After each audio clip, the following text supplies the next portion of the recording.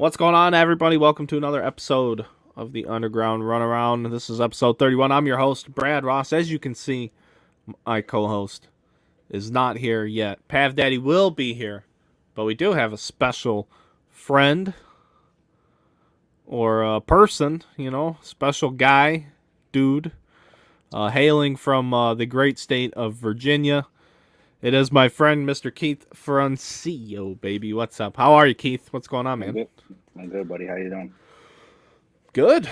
Trade deadline, so it's been an exciting day for baseball. And then, we had the National this weekend, and you were actually there. So now's even a great time to have you on because you could tell us all about that. We'll do that a little bit later on, hopefully when Pav's around. But without Pav, because he's not going to be prepared at all when he shows up. He's probably going to have hair one way, his glasses might be. I don't know what it's going to be, but we'll just get into the trade deadline. I found this thing like we were talking right before the show where it's kind of got all the trades in order. We'll just talk about them, especially with you being over there on the East Coast. I like to get people on the show from all over the country because obviously Pav and I are very Chicago. I mean, it's not a secret. We're Cub guys. We talk a lot about the Cubs minor leagues, but the beautiful thing about baseball, I guess, is that there's literally too much to keep up with.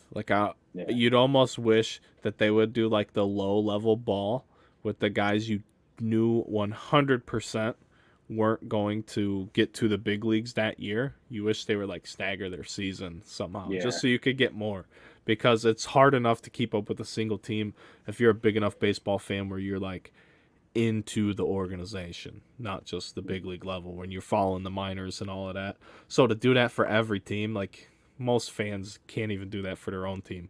It's so tough. So I guess really the ask that I have is unreasonable because I'm in such a small minority of baseball fans, where I'm that into it. I'm like, hey, I want to go watch the fucking low A and high A. Like, do that shit like November to, March. Like, just do it down south. But whatever. You're not going to get that. But anyway, I like having people all over the country because then we get to hear some things that maybe we missed or we don't really do regularly. So what's going on out there on the East Coast there, the Metropolitans? They made a couple moves. Yeah, small stuff. I woke up this morning and I thought it would be a little crazier. I think everyone knew Soto was going to go somewhere. So Agreed. That was just like, okay. But then I thought your boy was definitely going to go somewhere out of Chicago. I think that was probably more solid at the time than Soto even. I want to cut you off because this just came to my mind, and it's only because you're wearing that stupid shirt. So shout out to the Mets, but the absolute most horrifying thing that the Nationals did that they didn't do, and I don't even think they know they did it yet. The Padres basically said if Soto isn't going to sign with them, they're going to trade him and recoup some of what they gave away. And he said he wants to go to the Mets, and the Nationals said that they wouldn't trade him within the division. Oh, man. So that is a thing that just dawned on me that I'm not saying could happen, but it makes perfect sense that it's possible. And Juan, if they talk to the front office, when he gets there, like, hey, man, we're happy to have you here in San Diego, but if you want to go to the Mets or whatever, There it goes, takes our entire farm system. I mean, but then again, and you all have said it before, why wouldn't you, I think anyone would give up their top 5 pick, or top 5 picks, top 5 guys. It wouldn't even be that big of a tag next year because you don't get the team control factor with it. Yeah, for with the extra trade, year. Right? Yeah. So it's plausible, and then even at that, once he hits free agency, if he really wants to play for the Mets that badly, it's going to happen if that's what he wants to do. Because the one thing I love the Mets, I really do, like what they do, just because how the ownership is. They want to win. They're not Padres wide open, but they are willing to make the move if they think it makes sense to them. And the big rumors coming out of our camps where we hear the Mets thought the asking prices on Contreras and Happ are too much, and it probably is the case. That's what a lot of people think. So we'll dig into more of that later. But it's pretty interesting. Some of the moves that didn't happen, just as much as the Soto sweepstakes, because we knew it was going to happen. And the return, it doesn't surprise me. Like, I mean, I'm not even upset one way or the other. And we'll dig into that too, because there was some little quirks in there, and Hosmer almost held it up, and then Luke Voigt got swapped in there last minute. And I don't know, but let's just start off at the beginning. Benintendi goes to the Yankees. This has already happened. But the Royals get 3 pitchers in return for him. So I don't know how much longer they were going to have Benintendi. But they got Beck Way and TJ Sikkema, who were draft choices, first or second round guys by the Yankees in recent years. I know that just off the top of my head. The Champlain, the third guy they got, I don't know much about him. But for the Royals, who are never, it seems like they're never competing, this is a fine trade. If they were going to lose Benintendi anyway, so be it. They got him for free, basically, from the Red Sox. The Red Sox thought Andrew Benintendi lost a step, and they gave him away to the Royals for nothing. And he's never done anything to show he's lost a step. So now he breaks. Right. Just even more than he did when he was in Boston. That's why I think it's going to be kind of funny that he's now a Yankee and going back to Boston. That's going to be interesting. Yeah, I'm trying to find out what Benintendi was originally traded for, because when I Google it, the first thing that comes up is low return. They waited the moment that the Mets beat the Yankees in that game. It must have been 3 minutes after that game ended. They announced that trade. Yeah. Oh, yeah. So let's just show me the new stuff. I don't care. The one that happened on Saturday, a bigger trade, or really like the first big trade. Luis Castillo, the Reds ace, going to the Mariners. This is just listen to this. Listen to what the Mariners get. Noel V. Marte, Levi Stout, Edwin Arroyo, and Andrew Moore, which I believe is 3 of the Mariners' top 5 prospects. For the Reds ace, who has had good and bad years, but he has another year of that team control.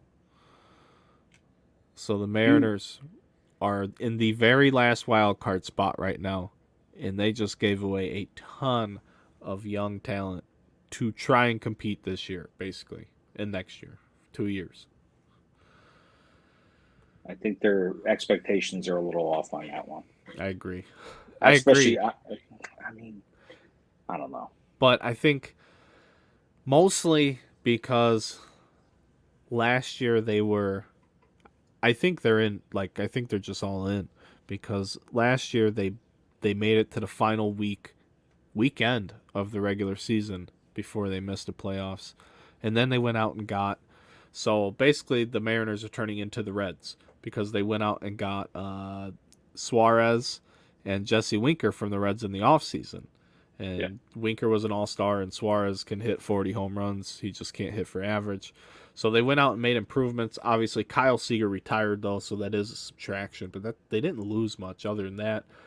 They basically swapped J-Rod for Kelnick. Kelnick struggled, and J-Rod's been amazing after a bad April. And then they get Luis Castillo here over the weekend. So they're just importing Cincinnati Reds in hopes of competing. I mean, I don't know. It seems, I don't know. I feel like that was a big haul I mean, yeah, he's their number one guy. Is he really an ace though? Is Luis Castillo an ace? I mean, you know more than I do. That's your division, but I would say yeah, but he's shown the inability to. So yeah. It's a lot for what he brings to the table. But if he can, I don't know, eat innings to win them games, then maybe. I mean, the Mariners need pitching, so maybe they just decided this is the guy we like the most in the price range that we can afford. So maybe that's what they did. I mean, it helps them in the short term, no doubt about it. The Mariners are a better team right now than they were on Saturday. But And is Castillo's contract expiring this year? They get him for next year too. I think it's arbitration. So I mean, they're gonna have to pay him, but it's not. Yeah. He can't walk away from him. Oh man, what else do we have? David Peralta went to the Rays for a minor league catcher. It's really not a big deal. I think that's the one that the Rays designated Brett Phillips for assignment after that. That happened yesterday. The baseball is fun guy, the World Series dude, Mr. Airplane. Really, really nice guy, by all appearances, But Brett Phillips posted a video on his Twitter, thanking the Rays how great the fan base is, which is wild because they get like 10 people a game there in Tampa Bay. So huge turnout. He just must be the nicest guy there is to appreciate that fan base. But he got traded to so when you get designated for an assignment, you have to either clear waivers and accept an assignment to the minor. That basically means they're taking you off the 40-man roster. So in order to take you off the 40-man roster, you have to go through irrevocable waivers, which means every other team in the league has the opportunity to put a claim on you, and then they have to, pay some money, and then they can have you, or you can trade the player, or after a set amount of time, you can just give them an outright release. But very rarely does a trade happen when, and I'll explain this too because there's actually a reason for it. Very rarely does a trade happen when a player gets designated for assignment because you would just claim him on waivers. Now, the only reason you would not do this and you would make a trade is that you are lower on the waiver priority list than another team you feel is going to claim him. So the Orioles, I don't know what the baseball waiver order looks like right now, but the Orioles, I can tell you why this happened. The Orioles wanted Brett Phillips for whatever the positive energy he brings, and they just traded Trey Mancini, so they have a roster spot, whether he's going to start or how much he's going to play. He has struggled quite a bit.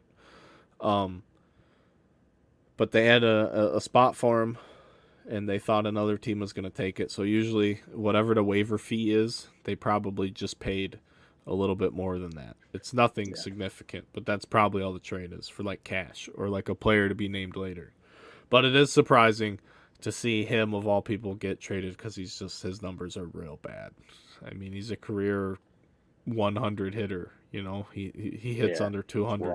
It's not good, but everything about him from a person, super positive. You got to cheer up that Baltimore crowd because they got nothing else to be happy about. Best team they've had in years, and what do? You trade away your boy. Yeah, because they don't think they can compete, or whatever it may be. But yeah, they're on an absolute tear lately. Them and Seattle. So it is weird to see that happen. There was and like we said, there was a lot of big trades that didn't happen. Like Rodon didn't go anywhere. JD Martinez didn't go anywhere. That's fucking mind blowing to me because it sounds like the Red Sox gave up, but then the Red Sox started adding a piece here and there today. So they made a few small things as well. But the Yankees grabbed Scott Efros from the Cubs, and I think it's a fantastic trade for both teams. Because Scott Efros was he came up last year and pitched a little bit for us, but he's 28 years old. This is only his first full season in the big leagues. It's been fantastic. But I don't know, with him being that old, he might be a free agent. He might not have any team control attached to him. Yeah, that's 6 years or whatever. But the player the Cubs got back for him is a AAA pitcher from the Yankees named Hayden Wisneski. And he has a 20-inch slider. 20-inch slider. It's huge. You can see it from space. That's a monster. And they say he throws 92, 94 with the sinker, and the Cubs need that at minimum because all the soft tossers they have. So it's a great move. That's a guy that could be competing for a rotation spot next year. And next year's a fresh start. And the season's over this year. So Scott Efros, if we were going to lose him or he was going to be getting a payday, like, $5, $6, $7 million, and you don't know what you're getting. You trade him now to the Yankees. He goes to the Yankees. Good for him. He gets to go hang out with Rizzo. And, whatever. I think that's a great trade for both sides because it helps both teams do what they want to do. Yeah, the Yankees want to win. Yeah, they get a good arm. Scott Efros's ERA is like in the low twos, I believe. Like he's done really good. More strikeouts than inning pitched. I mean, he's getting it done. The Cubs bullpen has been like their lone bright spot, and they traded 3 of the bullpen guys. I think those are the only moves the Cubs made. They traded Efros, Chris Martin to the Dodgers, who gave up a home run in his first appearance. But we got Zach McKinstry. That trade's so stupid to me. So I don't like that trade, period. Just because that's the Cubs' MO. Let's get these guys who we think we can reclaim, and we can fix them. They're broken. They have all the right stuff. They just need us to coach them on this one thing that no one else figured out how to coach them on, because this isn't the major leagues or anything, and we'll just fix them. So we got a guy to fix. Cool. But the other trades were really good. I liked them. And then the Cubs traded Michael Givens to the Mets. Yeah. Michael Givens has been fucking fantastic for the Cubs this year. He was awful early, and he's just been cooking. But the Cubs, I believe, paid him a 1-year, $6 million deal. He was to be the closer.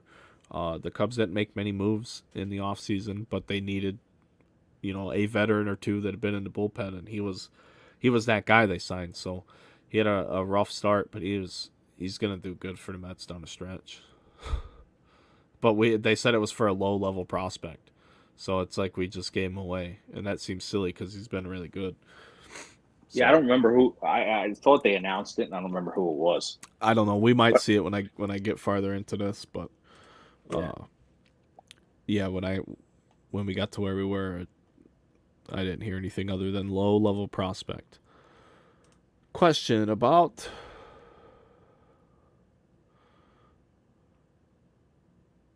New message.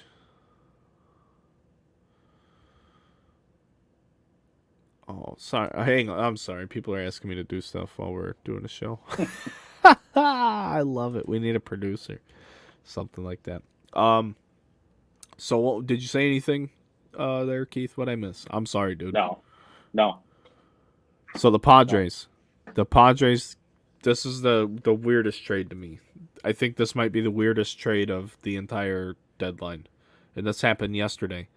But the Padres got Josh Hader from the Brewers.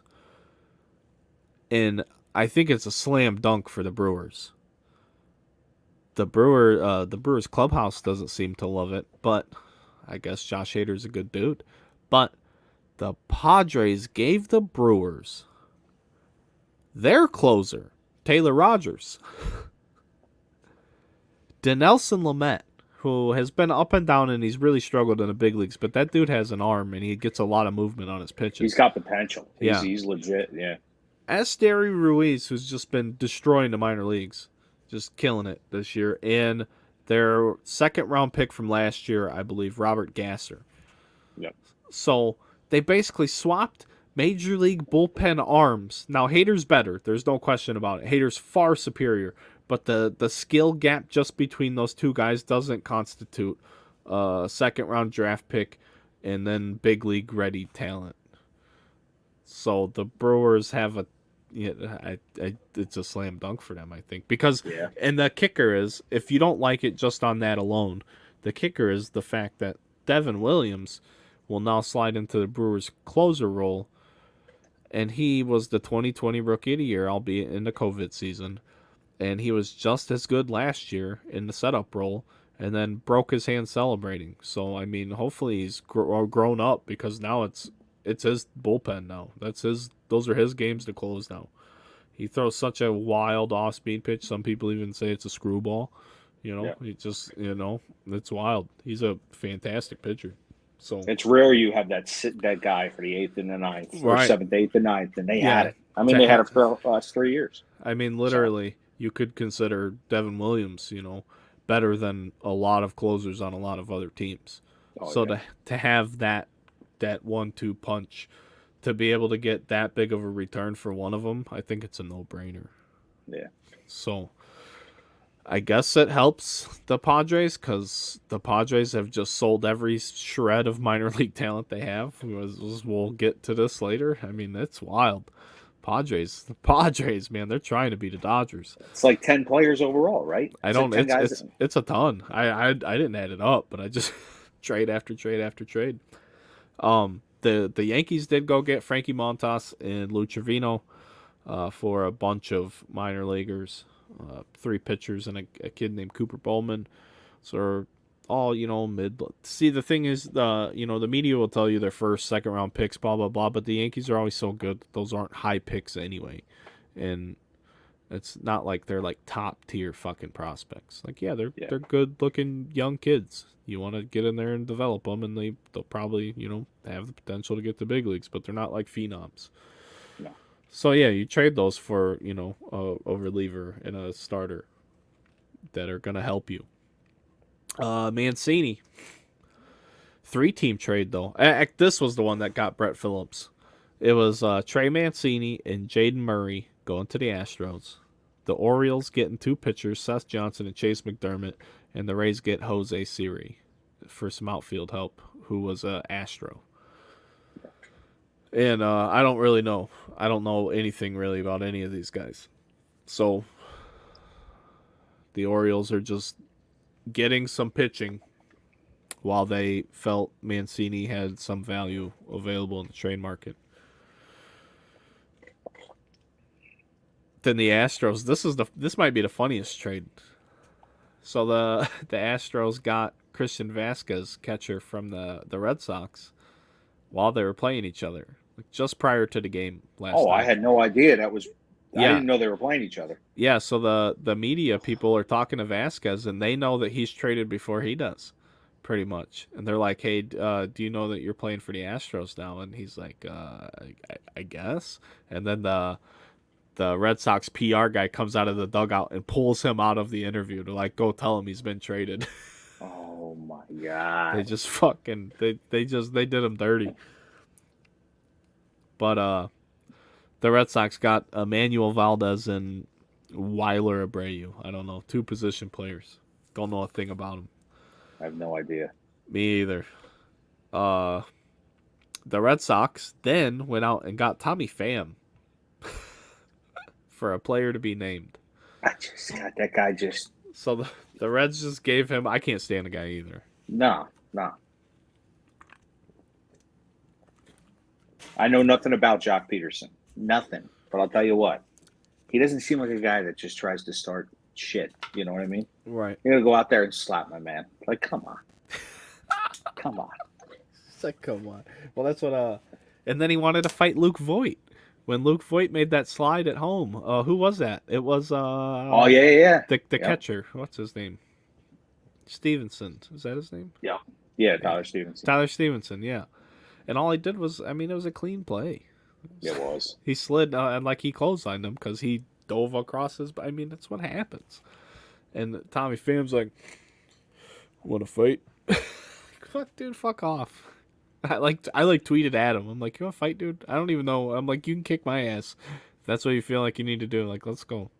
But then it comes you come to hear that he trains like Muay Thai or something. So that just makes him an even bigger douchebag to be like, I train, bro. Let's fight.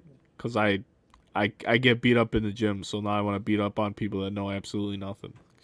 I feel like Luke Voigt or someone gets a hold of you though. Luke Voigt's a big dude. He's a big dude. It's a big if. I mean, it's true. You still got to get a hold of him. Anyway, I don't know. We could do that. Oh, Keith, I forgot you're a mixed martial arts guy. Oh my goodness. Oh yeah. Yeah, I stayed up till 1:30 in the morning. I was down at the Shore House right after the National. 1:30 in the morning. Believe it or not, I didn't even watch the pay-per-view this weekend. I saw parts of the prelims, but we went to an adult birthday party after the other one. Friend's birthday party. I mean, they had it on in the garage, but I had no interest in that card, to be perfectly honest. Nah. we're totally switching subjects here on the runaround, but I love talking fucking MMA. I forgot all about that. So welcome to the. It's in the. Hang on, where's the fucking rest of the logo? There's a glove in the logo of this podcast, folks. So just strap in for this. But during whatever the hell I was going to talk about, Keith, Pav Daddy showed up, and he's going to bail me out right now. So welcome in, Pav Daddy. We are live, baby. What's going on? You totally helped me out there. I would have been here like 20 minutes ago, but I didn't realize you sent the link in Discord, but not Facebook. Oh, yeah. I thought I might have forgot to do that. That's all good. But yeah, me and Keith had just started talking MMA on a side note, and then I totally forgot what the fuck I wanted to talk about as it pertained to MMA. But we've been talking trades, Pav. So Keith, we'll have to run around back to that later, if we remember. Tommy Pham being a punk bitch. He got traded though, Pav. Yeah, you can watch YouTube. Holmes, go on, get. Put the headphones on him. Tell him what I said. Jesus. At least they asked. Yeah. I'm not a big fan of YouTube. Me either. Not at all. Not for the kids. The stuff that's on the kids stuff that's like acceptable to be on there, like, yeah, they don't say like cuss words or like do anything like, I don't know, but like the things they do are like, it's like teaches them to be like bad kids. They're like weird. Yeah, it's weird. Like she was watching my oldest was watching some shit Saturday morning. I'm sitting on the couch with her. I got up before her, and she comes up and snuggles up next to me, and she's like, "Can I turn on YouTube?" I'm like, "Yeah, whatever." I was just, sitting there having some coffee, and I'm just sitting there watching it. I'm like, "What is this?" And like, they're not doing like anything like bad. Sometimes they do. Like sometimes the way the kids talk to their parents or like the way they play with their toys, they're like fucking rude. I'm like, no, this isn't what you need to watch. Because if you start talking to me like that, we're gonna have some giant problems here. But I probably shouldn't be talking like this on a live podcast. It's like you can't say anything these days. So I love my kids, and that is that. But the YouTube. You ever see what those kids that are playing with their toys on a YouTube video? You see what they make? That's what my kids. No. I know they make like stupid money. The one kid got an endorsement from freaking Walmart. Yeah, that's wild. Insane. I want to play with toys and make money. Yeah, I got to get me one of those. Those kids are obviously a lot smarter than we are. Yeah, maybe. Or their parents. Yeah, obviously their parents editing the videos and all that shit. That's the killer. I'm no good. I tried.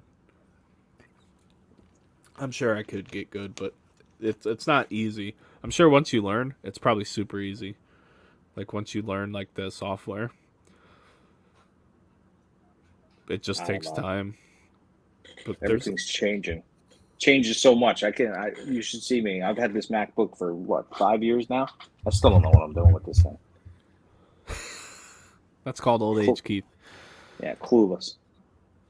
Hell yeah. I love getting these questions. Oh, so I just, I got a thing going on, an auction for a customer. Hey, would you sell this for $25? Like, no, it's an auction. Like, I'll sell it for whatever it sells for, because it's going to be more than $25. It's a good time. Pat, what are you doing down there? I'm getting my whole list of trades up. Yep. So I got my list. That's why we started without you. Yeah. We didn't want you to have to worry about all of them. We just been doing the old ones. So the White Sox got a reliever. They got Jake Diekman from the Red Sox. I missed this one. Actually, yeah. You know what? I saw Reese McGuire. I missed the Jake Diekman part. So the White Sox get a hard-throwing lefty from the Red Sox and Jake Diekman, former Texas Ranger too. And the Red Sox get Reese McGuire, I guess, since they got rid of Vasquez. So they went and got a guy who can fill the gap, I guess. Did they get any starting pitching? Who's that? The White Sox? We'll get to that. What the hell's going on down there, Pav Daddy? That's what. Ha ha! Catch us mute, bud. He's like, I'm not taking this abuse right now. That's what he said. Anyway, the Cardinals. Is Reese McGuire that guy? He's the Yeah. guy, right? Yeah, that's the Yeah. whacker. Yeah, that's the car spring training guy. Yeah. So the Red Sox are gonna have to watch out. There's gonna be more than just the green monster out there, you know. Yeah, that ain't gonna fly in old Beantown. They're not gonna like that.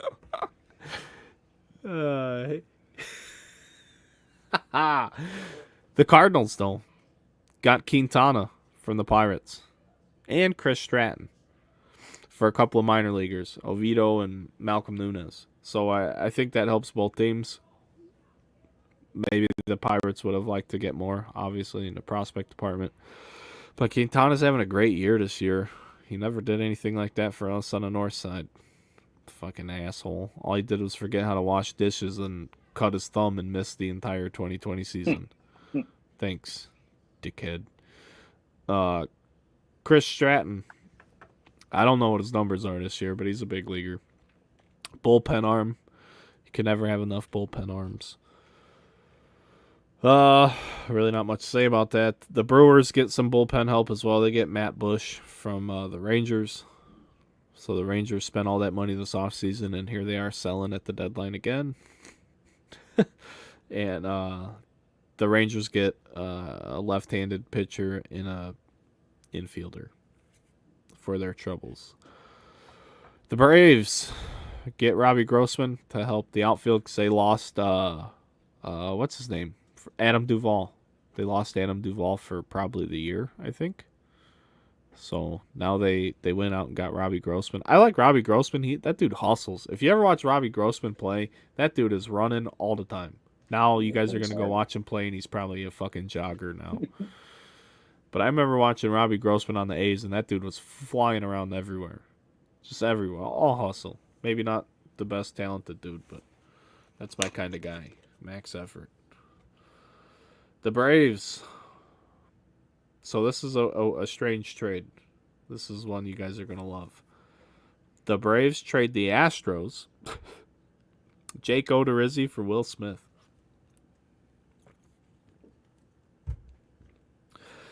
So the Braves get a starting pitcher, an Odorizzi, and the Astros get a bullpen guy who just hasn't been the best in Will Smith.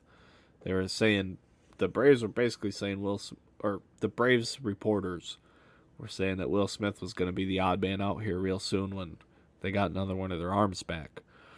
So they just flipped him for a starter real quick.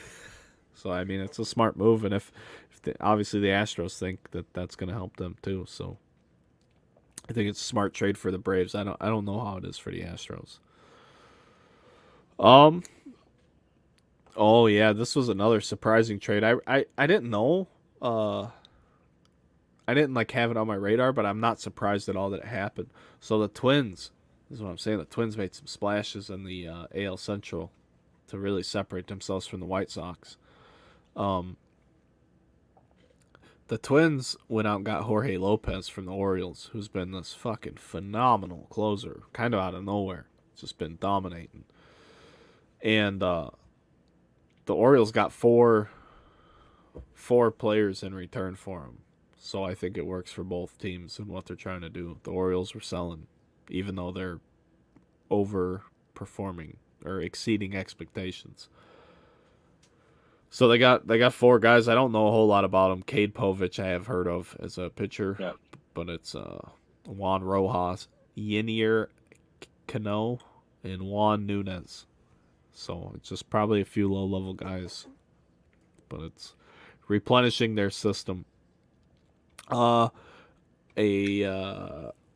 Jays go and get Anthony Bass and Zach Pop from the Marlins, two bullpen guys, for former 2018 first-round pick Jordan Groshans. I know he was a 2018 that's right. first-round pick of the Blue Jays. But here we are 4 years later, and I don't know how far away he is from the big leagues. So he was a big deal, and I pulled. The only reason I know is I pulled a Superfractor in Bowman's Best. I didn't pull his Bowman Draft Superfractor, but I pulled his Bowman Best Superfractor auto. And even back then in 2018, I think the guy got like 22 or 2,500 for it. So I mean, he wasn't a schmuck, and that was Bowman's Best, and that was when Juan Soto Topps Chrome update cards were $5 for perspective. So I mean, you know, it's pretty big. They were money back then.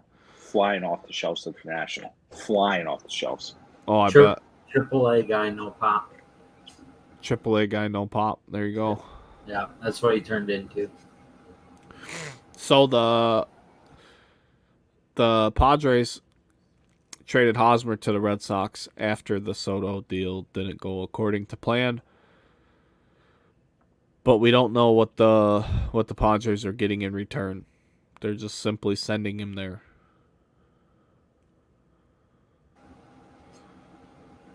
And the Padres are going to be paying a lot of his salary, but not all of it. They were going to $44 million, I think, right? They were going to pay. It's $39 million. They were going to pay the remainder of it if he had agreed to go to the Nats, but he had it in his contract where he didn't have to go. And I don't blame him one fucking bit.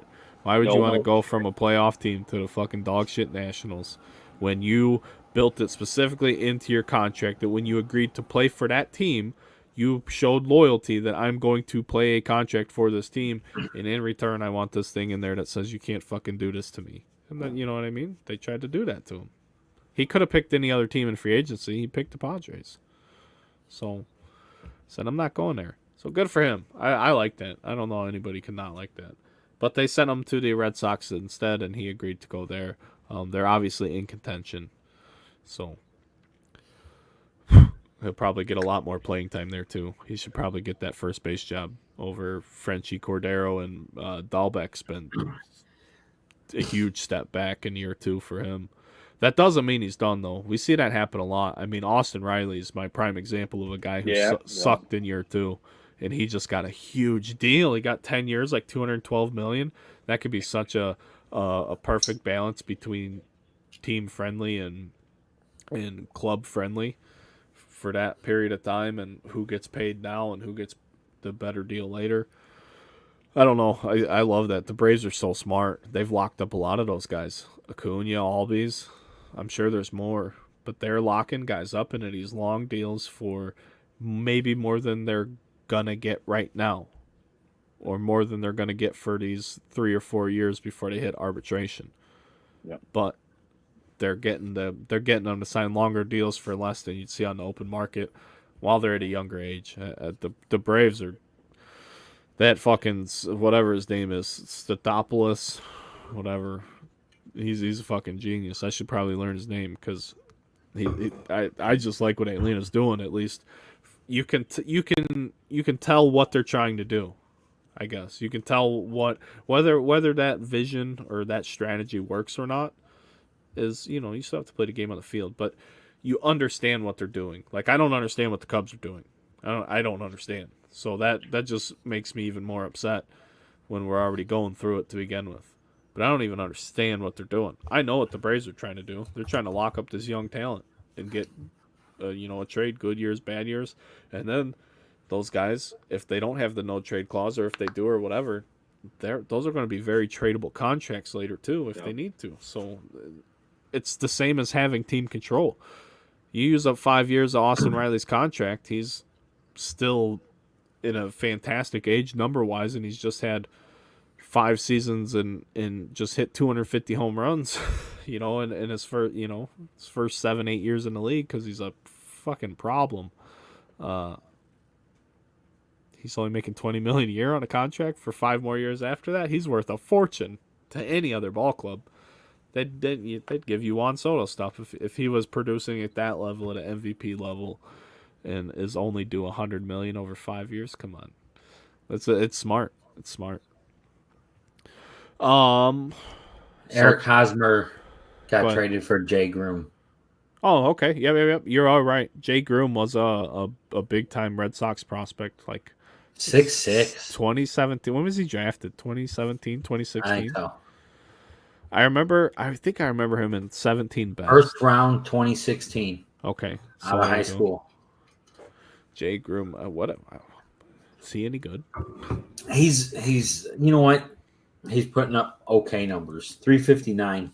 No, that's fine. This year. He was a high school kid, Starter. so he's only what, 24 now? He's almost 24, yeah. Oh, so yeah, he's 23. He's still all right. What level is he at?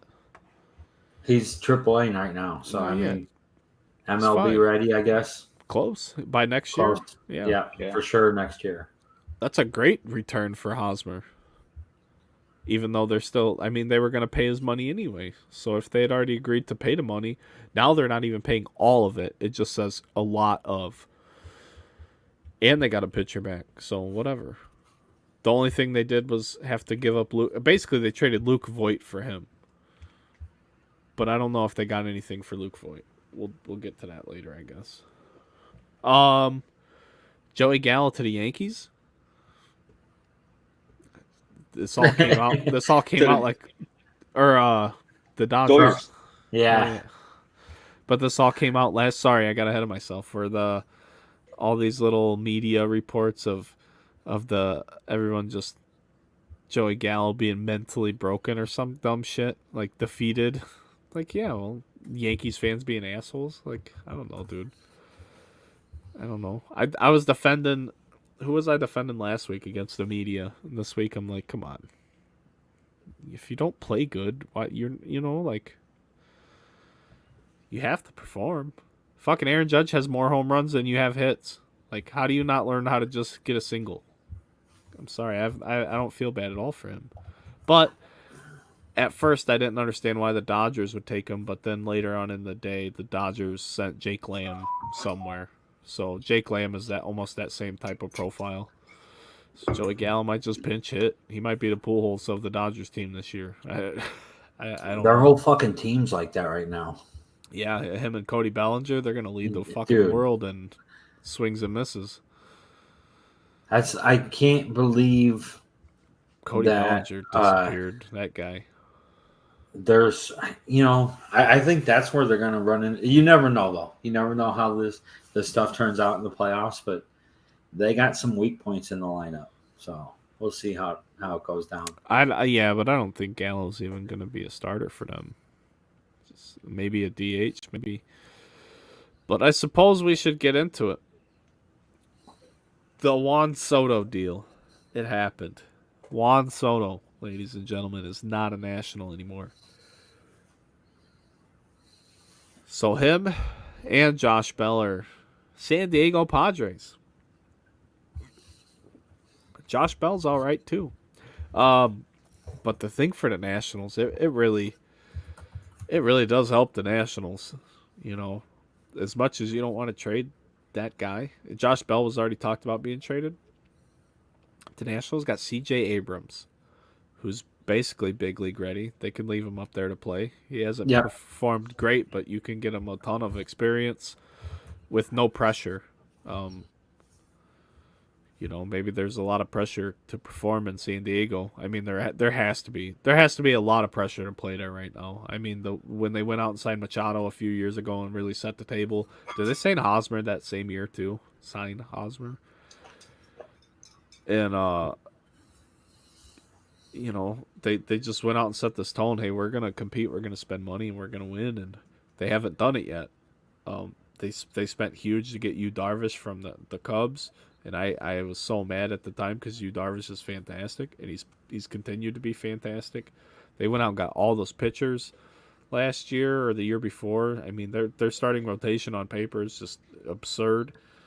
Tatis, Machado's doing really good. Now you got this guy Juan Soto and Josh Bell, he can drive in runs. In the Nationals, get C.J. Abrams, who's now going to get to play. Mackenzie Gore. Is Mackenzie Gore hurt? Yeah. Yeah, that's what I thought. So Mackenzie Gore's hurt, but he's been really good. He's a really good prospect pitcher that's big league ready. Robert Hassel, the third, who was their number one pick in 2020. I'm a big fan of him. I've seen him play actually in person a few times. He's one of those guys at low-level baseball that literally looks out of place because he's just that he's got the tools. So, I've personally I don't watch 1,000 minor league baseball games a year, but when you go there, they don't. I don't think they have their names on the back of their jerseys, but you know who Robert Hassel is. You know who old Bobby Barrels is when he's on the field. James Wood, who I don't know much about, he was a first Bowman card guy this spring for the Padres. I think he might have been their first round pick last year, perhaps, for him to just show up late. Yarlene Susanna, I have no idea, and then Luke Voigt as well. That ended up happening later after it was originally going to be Hosmer, and he said, I'm not going. So Luke Voigt got screwed. Luke Voigt was probably going to go to the Red Sox. And the Red Sox were like, fine, we'll take Hosmer. The Padres probably said, listen, can we, whatever it is, would you take Voigt or Hosmer? And they're like, we really don't care. So that's what happened. And Nationals get a lot back for Soto. I don't know. To me personally, I'm not surprised. I think it's pretty even. I think it's what I expected. Did you expect any more, any less, or what do you guys think about the trade? I think the Nationals did really good. I think James Wood is if you look at him, he's a big dude, 6'7", 250, hitting a lot of home runs already. He's 19. He's in A-ball right now. So obviously C.J. Abrams is still really young. So you get a lot of young talent. I think the Nationals did really good on that trade. I think the Padres might end up trading Soto this offseason. I think that there's a possibility that we see Soto leave pretty quick. It all depends. How good is Tatis going to be when he gets back? Because he has tremendous talent, right? And he's how healthy great. Don't worry about him. How healthy can you paid him a lot of money, so you need him to stay healthy eventually. You need to convince the dude to get the surgeries he needs to get. Oh my god, dude! That's the thing is, how can you pay Soto if you already paid Tatis, and then if you pay both of those guys, where does your team end up in a couple years? So Pav, you were late tonight, but I'm gonna need you to rewind this show to about the 4-minute mark, and we have already.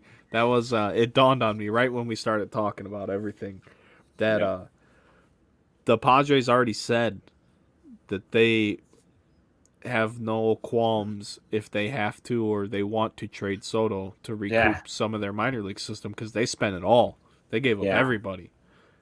So maybe they're making if you look at the money that they gave Tatis, it's not even close to what Soto was offered to stay in Washington.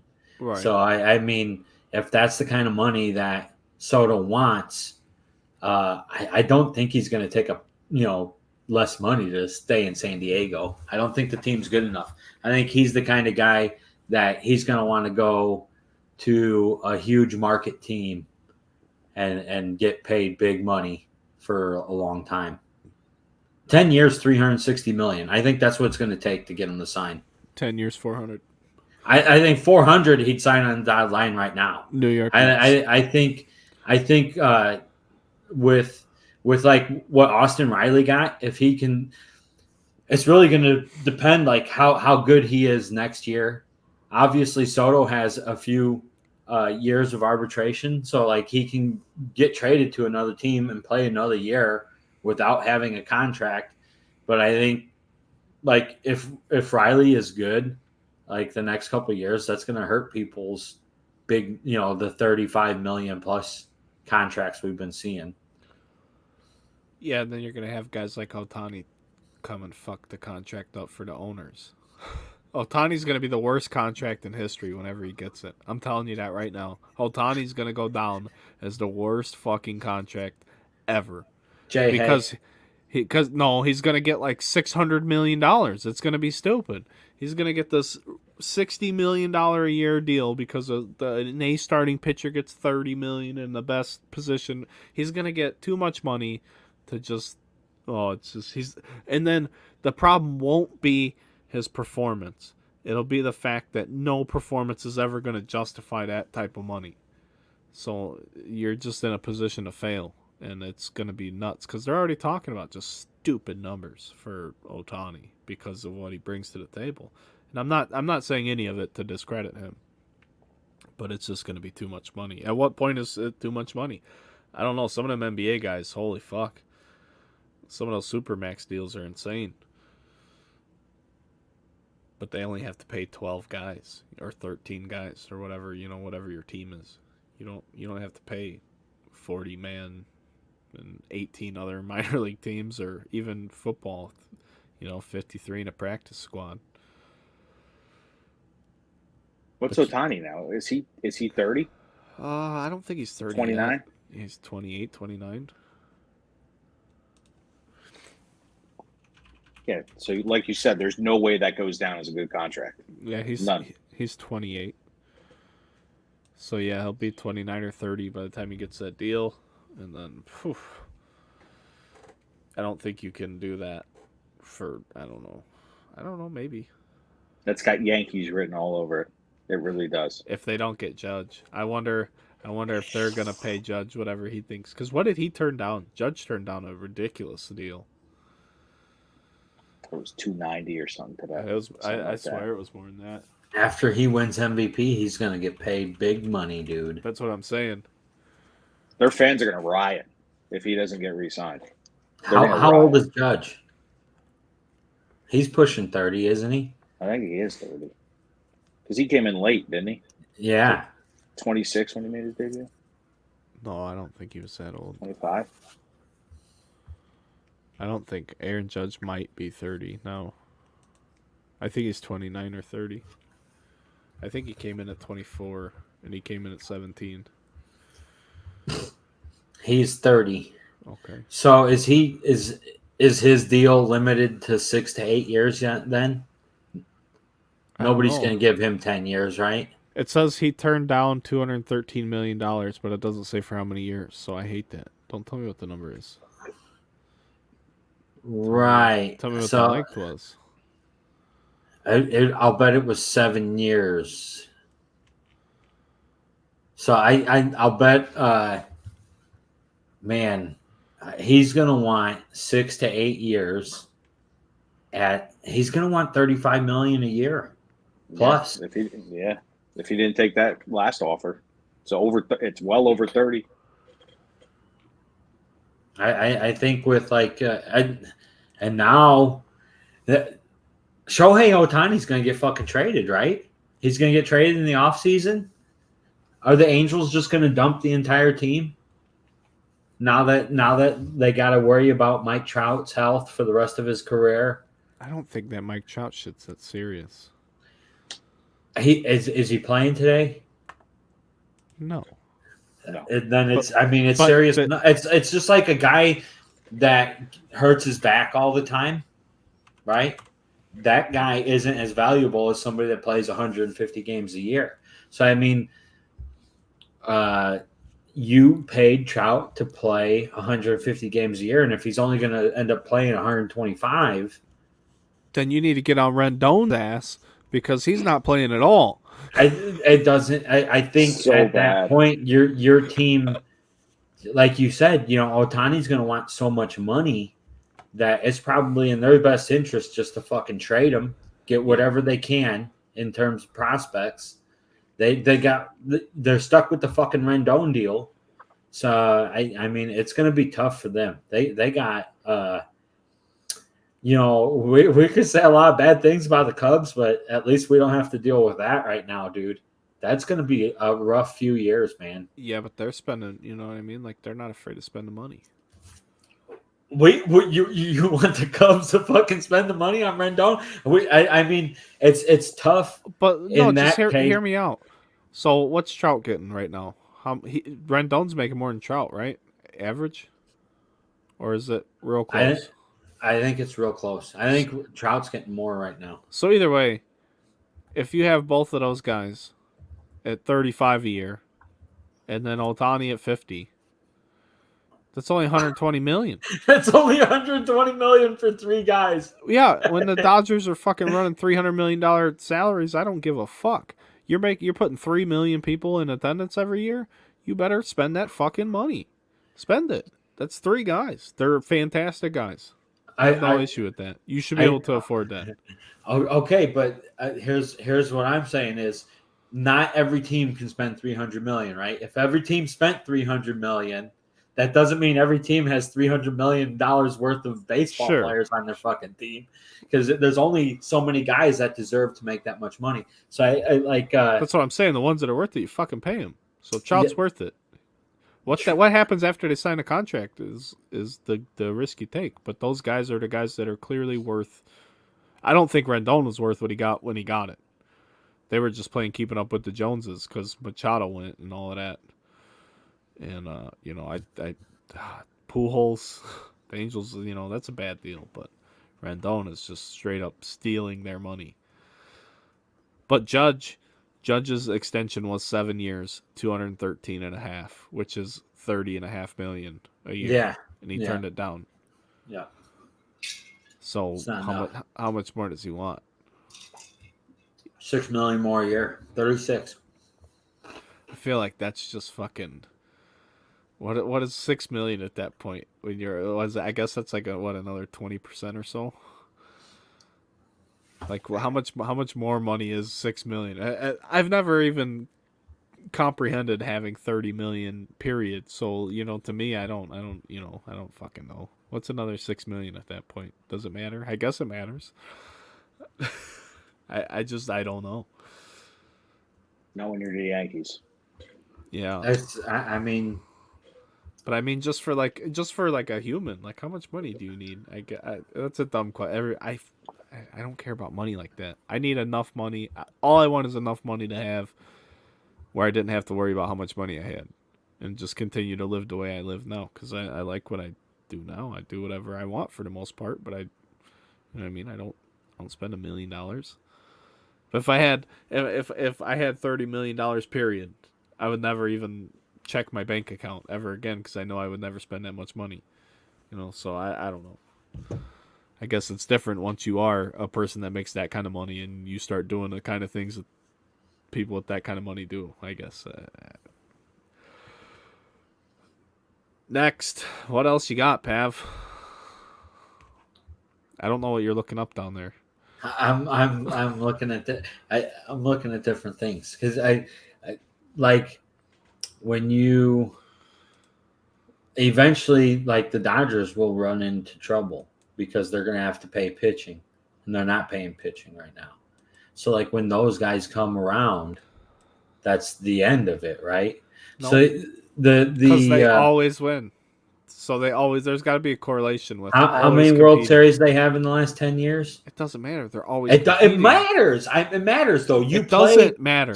You play to win. Tell that to the fucking Cubs of then. The year. Then what are they doing? What are they saying. doing? Because we're not fucking playing to win. We're not organizing to win. We're not winning. There's no winning. We can compete while we rebuild. Please buy our tickets. Fuck that. They're not doing it. I'm just mad. I know. Hey, I told you, dude. It was funny because, like, when you're this big, you should be able to win enough every year to where I don't feel the way I feel right now about what's going on. So whether you have the talent to it's all going to bite you in the ass eventually. If they're spending too much money, they're getting rid of prospects, whatever. Something's got to give, but it never gives, and they stay competing somehow. Like, they pulled Max Muncy out of a fucking dumpster one year, and all of a sudden he's this fucking all-star. Like, that's just what they got going on over there in Los Angeles. I don't know. I want to do that. I don't want to be a fan of them. Vin Scully's cool. You can be a fan of the Yankees or the fucking Dodgers, dude. I just want the Cubs to care. Like, they don't even show that they care. I don't get it, dude. I don't fucking get it. They made a few moves I did like, though. I mean, They didn't do enough for what their strategy is supposed to be. Every move they made, I felt like the deal they made was pretty good. Right. The deals that they didn't make, we can always speculate on. You know, I don't know what they were asking for Contreras, but you know, to be honest, we value Contreras higher than the rest of the league does. Well, sure. I mean, as Cubs fans and everything, does he have 20 home runs? 14 or 15. I mean, he's gonna hit 25. Does he have 14 or 15 home runs? I believe so. He's had a pretty good year, dude. I don't think he's like his. It's he has 14 with a 250 average. It's fantastic for a catcher. 818 OPS. What other catcher's doing that? Just look up catchers. What other catcher has an 818 OPS? Just look up like the league, like just sort by position, I guess. Find a catcher stats. Who's doing it? Gosh damn it. Okay. Because that's what I'm trying to stress is the catching position is so goddamn valuable because nobody does it. So for him to just do that he's worth $20 million or whatever a max amount for a catcher salary is. Like what Real Muto get? Like 21, something like that. He should get Real Muto money, no questions asked. I don't know what they're doing. That's what I don't understand. Pay him. You got the money. It's not like you don't have the money to spend. You just want to keep it for what? A rainy day? Oh, fucking pay Wilson, and then we don't have to do this dumbass shit. You're not gonna. You're not replacing him. Who's replacing him? PJ fucking Higgins? No, thanks. Yan Gomes? No, you overpaid for that dumb shit. But you did that so that you could give Wilson more time at DH, which is great. So sign Wilson, because you signed Yan. Yan's not the dude. He's not the one. Miguel Amaya's probably not going to be able to fill that gap. You know, he's a good-looking kid, but he's not Wilson-looking good. He's second among catchers in OPS. Do you know who's number one? I was going to ask, but I wanted to think about it first, because it's probably not somebody you'd expect, right? Trevino? No, I don't know how he just. I feel like he got like a complimentary all-star selection. Such BS. I know he's batting like 250, but I think it's even lower than that. Yeah, it's low. It's not good. Number one catcher at OPS. It's not. But I will also say that. I will also say that other teams really didn't like Wilson as a catcher. They didn't want him behind the plate. Oh, I did hear that. Yeah. I want him behind my plate. So they say that like his game calling is actually getting worse over the last few years. The Cubs says who? I'm just fucking saying, pitchers dude. are terrible. How does he? Yeah, how does his value go down because they think he calls a bad game? What? Because you got fucking Alec Mills up there throwing fucking lollipops with the wrappers already off of them? You just gotta fucking. From my understanding, they don't even call the games anymore, right? It's all done from the dugout. So how is that even? That's not even criticism. Who's writing this shit? I'm just telling you, dude. The media. I'm just telling you, they wanted him like the Cubs had to sell him as basically a DH if other teams. So I mean, I don't know, but Alejandro Kirk. Oh, duh. Yeah, he is having a fantastic year. Then Will Smith is right behind. Yeah, Will Smith's right behind a Contreras. Dodger. Imagine that. A good team with a good catcher. Dude, he's one of their best fucking players. Man. Yeah, where's PJ Higgins on that list? Or Yan Gomes? PJ Higgins. He's done. What do you think his OPS is? Cause he hasn't played enough to be on that list, right? I'm sure it's actually probably pretty good. He's actually had a really decent year for the Cubs this year. But he's not the guy.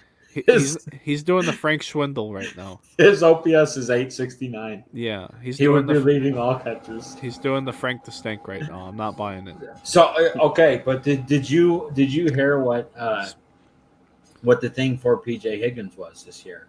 Because they asked him, what's going on, what's changed that all of a sudden you're hitting the ball and stuff. So I guess he has a bad eye, like a single eye. So now he's wearing a single contact in one eye. And all of a sudden he can see the fucking ball and hit the ball. But it was his lead eye. Well, let me just fucking reiterate, knowing exactly that fact, he's not the fucking guy. One day he's gonna fucking swing so hard and his fucking contact is gonna pop out mid at bat, and then they're gonna have the pitch clock going because Manfred's a fucking dickhead. He's gonna ruin baseball before they get rid of him, and he's only gonna have 15 seconds to get his contact back in, and then he's gonna strike out because he's not the guy. Sign Wilson, whatever it costs, it's worth it. What's Wilson worth yearly? 20. 20. You think 20 million would sign Wilson? You think he'd sign for that? I think for the problem is, have the Cubs even made him a serious offer? Because I don't know. I feel like the Cubs. I mean, I just feel like he would, before what just happened. I feel like he would have taken whatever, as long as he felt the length was fair. He said last summer when everyone got shipped away, if the ship is going to sink, I will go down with it, and you guys can rebuild around me. He said he wanted to be the guy. He wants to be here. So more importantly than anything else, just bringing fans in the building. You got a guy who wants to be here, knowing that it's not going to be good for a little bit, and this is how you treat him. It's fucking ridiculous. I guess that's and on top of that, like you said, he's the second catcher in OPS in baseball, all of baseball. So where are you getting someone that can do that? You're not getting that. You're not replacing that. And if you were to replace it via trade, it's going to cost you a lot. So why wouldn't you just pay the fucking money? Because that doesn't sacrifice anything else in the organization, and it secures a little cornerstone for you to put the other. You don't need a gigantic cornerstone because he's not 25 anymore, but he's a little solid rock. You just bloop, you can set him there, and you don't have to worry about him for a little bit. Just keep stacking up rocks. I guess we're gonna talk about rock stacking our way to a World Series. Fucking so. There you go. I don't think he wants to be there. I wouldn't want to be there now. I don't think he did before. I think it was all play. I don't. I think he is a very media, he has a very media present mind, and that he knows how to talk to the media. He knows how to interview. And I mean, you look at the way that Cubs fans. Pav trying to learn how to hate him right now. I don't hate him. I like Wilson. I hate Wilson. Fuck him. No, Javi Baez was the only one I didn't. I didn't. The only fanboy Cubs guy I didn't like. And look at him this year. What a clown. Paid him like $27 million Rizzo's or something. the only one having a decent year. Chris Bryant's hurt again. Again. His foot now. Plantar fasciitis, yeah. How's his foot hurt when he hasn't even been on his fucking feet all year? I love the guy. I really do. But what the hell, dude? Yeah. At some point, you gotta go, what the hell? What the fuck, dude? I can he got paid big money, dude. He got paid big money. Yeah, for nothing. Not as much as Rendon, though. He got paid more than Austin Riley. Yeah. It's fucking remarkable. How do you think the fucking Rockies feel about that one? They're just watching the Padres blow up their entire minor league. Dude, the Padres minor league system is going to be so fucking bad down the stretch. Oh, my goodness. I'm telling you, how are they? They're going to have to, get bodies just to replace. They're going to have to go sign, old minor leaguers that are, capable of playing at, high level if they have, a hole there. You can't just throw a bunch of 18-year-old kids in AAA. Sorry, we need you here. I think it was actually big time that they got Josh Bell in that deal too. Yeah. Well, it gave him the flexibility to trade Voigt and Hosmer. And Josh Bell is probably an offensive and not probably is an offensive improvement. He's not a defensive improvement by any stretch, but he's an offensive improvement, no doubt, over both of those guys. Luke Voigt was a COVID home run champ in 2020. I don't count too many of those 2020 accolades. Josh Bell has played every game this year. He has an 877 OPS. I mean, he's had a really good year. I really think that they're more worried about Tatis than they let on. I think this gives them the opportunity to have, some nice pieces if they decide to move anybody. They still have some good pieces there. But I'm surprised they moved Mackenzie Gore. Yeah, because they're going to need him later on. Oh, man. He was a guy that, everybody knew he was going to be good, and then he just kind of moved right through the system very quickly. And continued to be good. Yeah. No doubt about it. Sorry, friends, I have to continue to blow my nose. The cold, not the COVID though. I heard everybody got it at the National though. So if you're at the National last week, I just all I'm really gonna say about that is I just feel like people understand that going into it now. I mean, when you buy a ticket to a baseball game, even a minor league game, they all have the I call it the COVID clause. It says you understand the risks that are involved when you come here. So and people don't give a shit anymore, I guess is what I'm saying. I clearly, because if they did, they wouldn't be going to do all this shit. So even as far as it relates to the hobby, sorry I said what I said. But just think about every person at the National. Every time you went to a bargain bin or whatever, those top loaders had already been touched by 500 other people. Sure, especially at the National, yeah, especially in a setting like that. I mean, I don't know. I've still done card shows. We were doing card shows in 2020. I mean, I think we had to wear a mask for a couple of them. Pav, I think you did. Did you do any of the mask ones? I only did a couple. I don't know. I know the science. We went right through everything because we were trying to buy Juan Soto's when we were telling everybody to buy Juan Soto's. Yeah, Juan Soto's. So we stocked up in 2020 and sold in 2021. I did anyway. Yeah, I refused to sell. I mean, I could have, obviously looking back at it now, I should have sold all those fucking chromes for what, 500, 550 or whatever they got to. Dude, I sold right at the peak. That was one time I bought them back.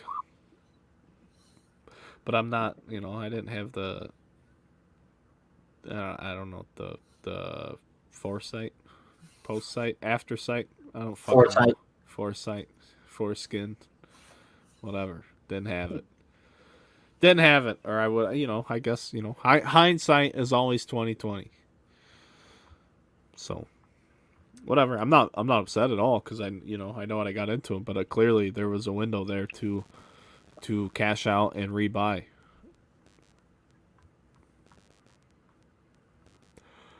I don't know, dude. Back to the trades. The Phillies did make some moves. They went and got Brandon Marsh right at the deadline from the Angels for Logan O'Hoppe. Got Syndergaard. Yeah, they got Syndergaard. The Twins got Tyler Mahle. Dude, I like that move. Yeah, but here's the thing. The Twins are secure in that division. Everybody else fucking failed in that division. Yep, then I love it. The White Sox totally fucking toast. Shit, dude, and they're worried about Lewis Robert bad. What happened to him? Is he struggling? So he is having they were calling it vertigo, but they don't even fucking know, man. He's having migraines and shit and can't. It's really fucking wild, dude. Huh. They said he could do BP, but he can't play the field. I don't know. It's crazy. So now that they're really starting to worry about what it means for his future. Because that was your guy. That was the guy that they thought, okay, this is going to be our MVP candidate type dude. And now you're falling back on Tim Anderson, who forgot how to play fucking baseball. He's never been a good defender. He's improved consistently. I mean, I've never been a big Tim Anderson fan, but you can't say that now because even if you just said I'm not a big Tim Anderson fan and I'm white, somebody's gonna go, well, that's because you're racist. That's the farthest thing from the truth. But I'm just simply not a fan of him, and him being on the White Sox is the biggest thing that doesn't help that situation for me personally because I don't like anyone on the White Sox. Just to be fair, most of the time. I lie. I do like some of their players sometimes. But in that trade, Tyler Mahle to the Twins, the Reds, though, they got Spencer Steer, Steve Hajar, who is a top-tier pitching prospect, and one of my favorite, and I shouldn't even say this because here it goes. The jig is up. People already know this. Christian Encarnacion Strand, who is a third baseman from the Twins organization, so now he's over there with the Reds. Look him up, Pav. So he was one of my top 2 power bats from the 2021 Bowman draft class. When we did the Bowman draft breakdown, did we do the show? That was a podcast, right? Go check the fucking podcast and look at that guy's numbers. He has a 4th round pick, and I told you I liked him as like the biggest power sleeper bat on planet Earth. And he's fucking crushing the ball this year. I don't know how he got drafted in the 4th round. I don't know what scouts saw that made him go in the 4th round. That dude can hit. He's batting 302 this year. Yeah, is that what it is? 302. Well, 330. Yeah, 333 at Double-A. Yeah, he's almost as good as Matt Mervis. Yeah, Matt Mervis, baby. Let's go. I want to see Matt Mervis for the year's over. Just give him a look. Dude. I think if they traded Contreras and Happ, you probably would have saw Matt Mervis this year. He was probably the most ready, right? Besides Narcisco Crook. I hopefully we see a fucking shit ton of dudes next year. Yeah. Hopefully we see Canario. Hopefully we see Mervis. Hopefully you see Bryce Ball come up. I mean, they got a lot of guys that we should start seeing, but they're so fucking slow to bring guys up. That's the part that pisses me off. Yeah. You just keep bringing up these guys that are fucking 28, and they suck. You know, like we're going to bring up this guy that's going to hit 260. He got no fucking pop, but, you know, he'll keep us in baseball games. No, he doesn't. Scoring 3 runs a fucking game doesn't win you games. It just doesn't do it. So, I don't know. Rough. He got traded today. Speaking of rough. Anyway, he did get traded to the Giants. Or, I'm sorry, to the Mets. The Mets got Darren Ruff for J.D. Davis, Thomas Zazpookie, Nick Zwack, and Carson Seymour Butts. I didn't know Darren Ruff was good enough to get 4 people in return for him. Maybe that I didn't realize he was that type of guy. I thought that was a joke when I came over. When I saw it on Twitter, I said that's not real. He has a negative WAR. And remember, J.D. Davis was linked to the Cubs not long ago, and the Cubs liked him as a reclamation project, which is what they got in McKinstry for Martin. But I mean, still, Darren Ruff and J.D., that's like a major league swap of not that great guys. And then they're both negative WAR. The Mets threw 3 pitchers on top of it. Mets are like, here's some arms we don't know about. Try them out too. We're the Mets. One of them's good. That Zwack kid. He's good. Oh, Nick Zwack. So they definitely didn't win that one. Spoken from the man in the Mets t-shirt. Here's the most interesting trade of the day to me. This one. I don't know why, but I think this is the most interesting trade. Padres, at the end of the day, they went and get Brandon Drury from the Reds. The Reds get Victor Acosta from the Padres. Victor Acosta, super young kid. So he was a 2021 Bowman Chrome guy as far as his first autos. And he was in there with like Christian Hernandez and Luis Rodriguez, all these young international free agent kids, and he sells for the fraction of what those guys sell for. And numbers wise, at least what we were looking at last year, and I don't know where it's at this year, but he was right on par with what those guys were doing. You know, he's a big time sleeper prospect for me. Like he's on my sleeper radar, and maybe he shouldn't even be a sleeper. Maybe he should be on everyone's radar. Period. But they basically swapped shortstops there in Drury for a cost. Just one's a minor league for a big league, so the Padres get another option, another insurance policy, I guess, another Tatis insurance policy if you want to go that far with it. And then the Twins got Michael Fulmer from the Tigers, so in their division. And the Twins give up a minor leaguer in return, Sawyer Gibson Long. Syndergaard for Moniak, and it was somebody else too, right?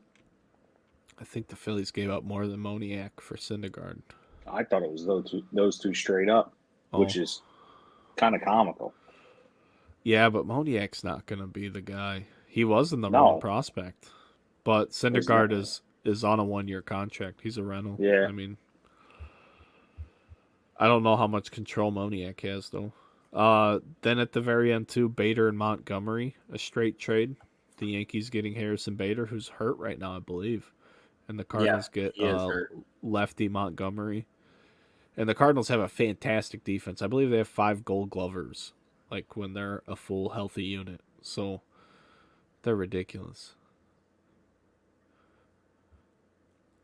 And then, you know, to have that defense playing behind you, that's going to help. Merrifield goes to the Blue Jays. I don't know how that works, if Merrifield's getting poked or not, because otherwise he can't play there. So I don't know why they would trade unless he agreed to do that.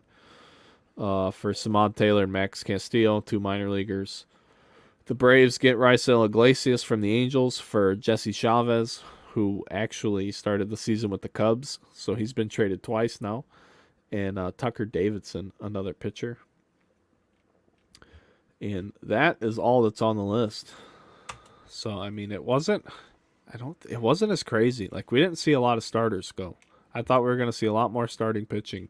And what a lot of reporters and things were saying was that just starting pitching in general was just too overvalued.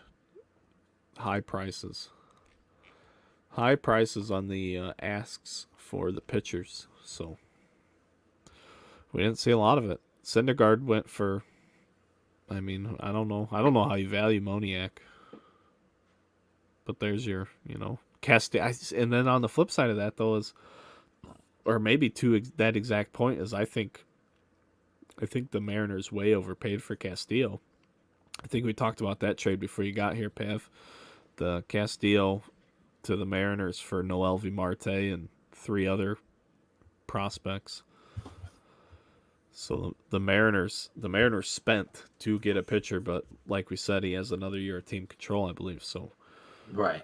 So it helps them, and the Mariners are hot, so maybe they were feeling more willing to spend. Like, hey, let's get a fucking ace in here right now while we've won 14 in a row, and just keep the momentum going. You know, who knows? Maybe they were just more willing to spend. But I feel like the Reds got a great return too. Like, obviously it helps both teams. Obviously the Reds not now, but the Reds aren't competing, so they don't need to win now.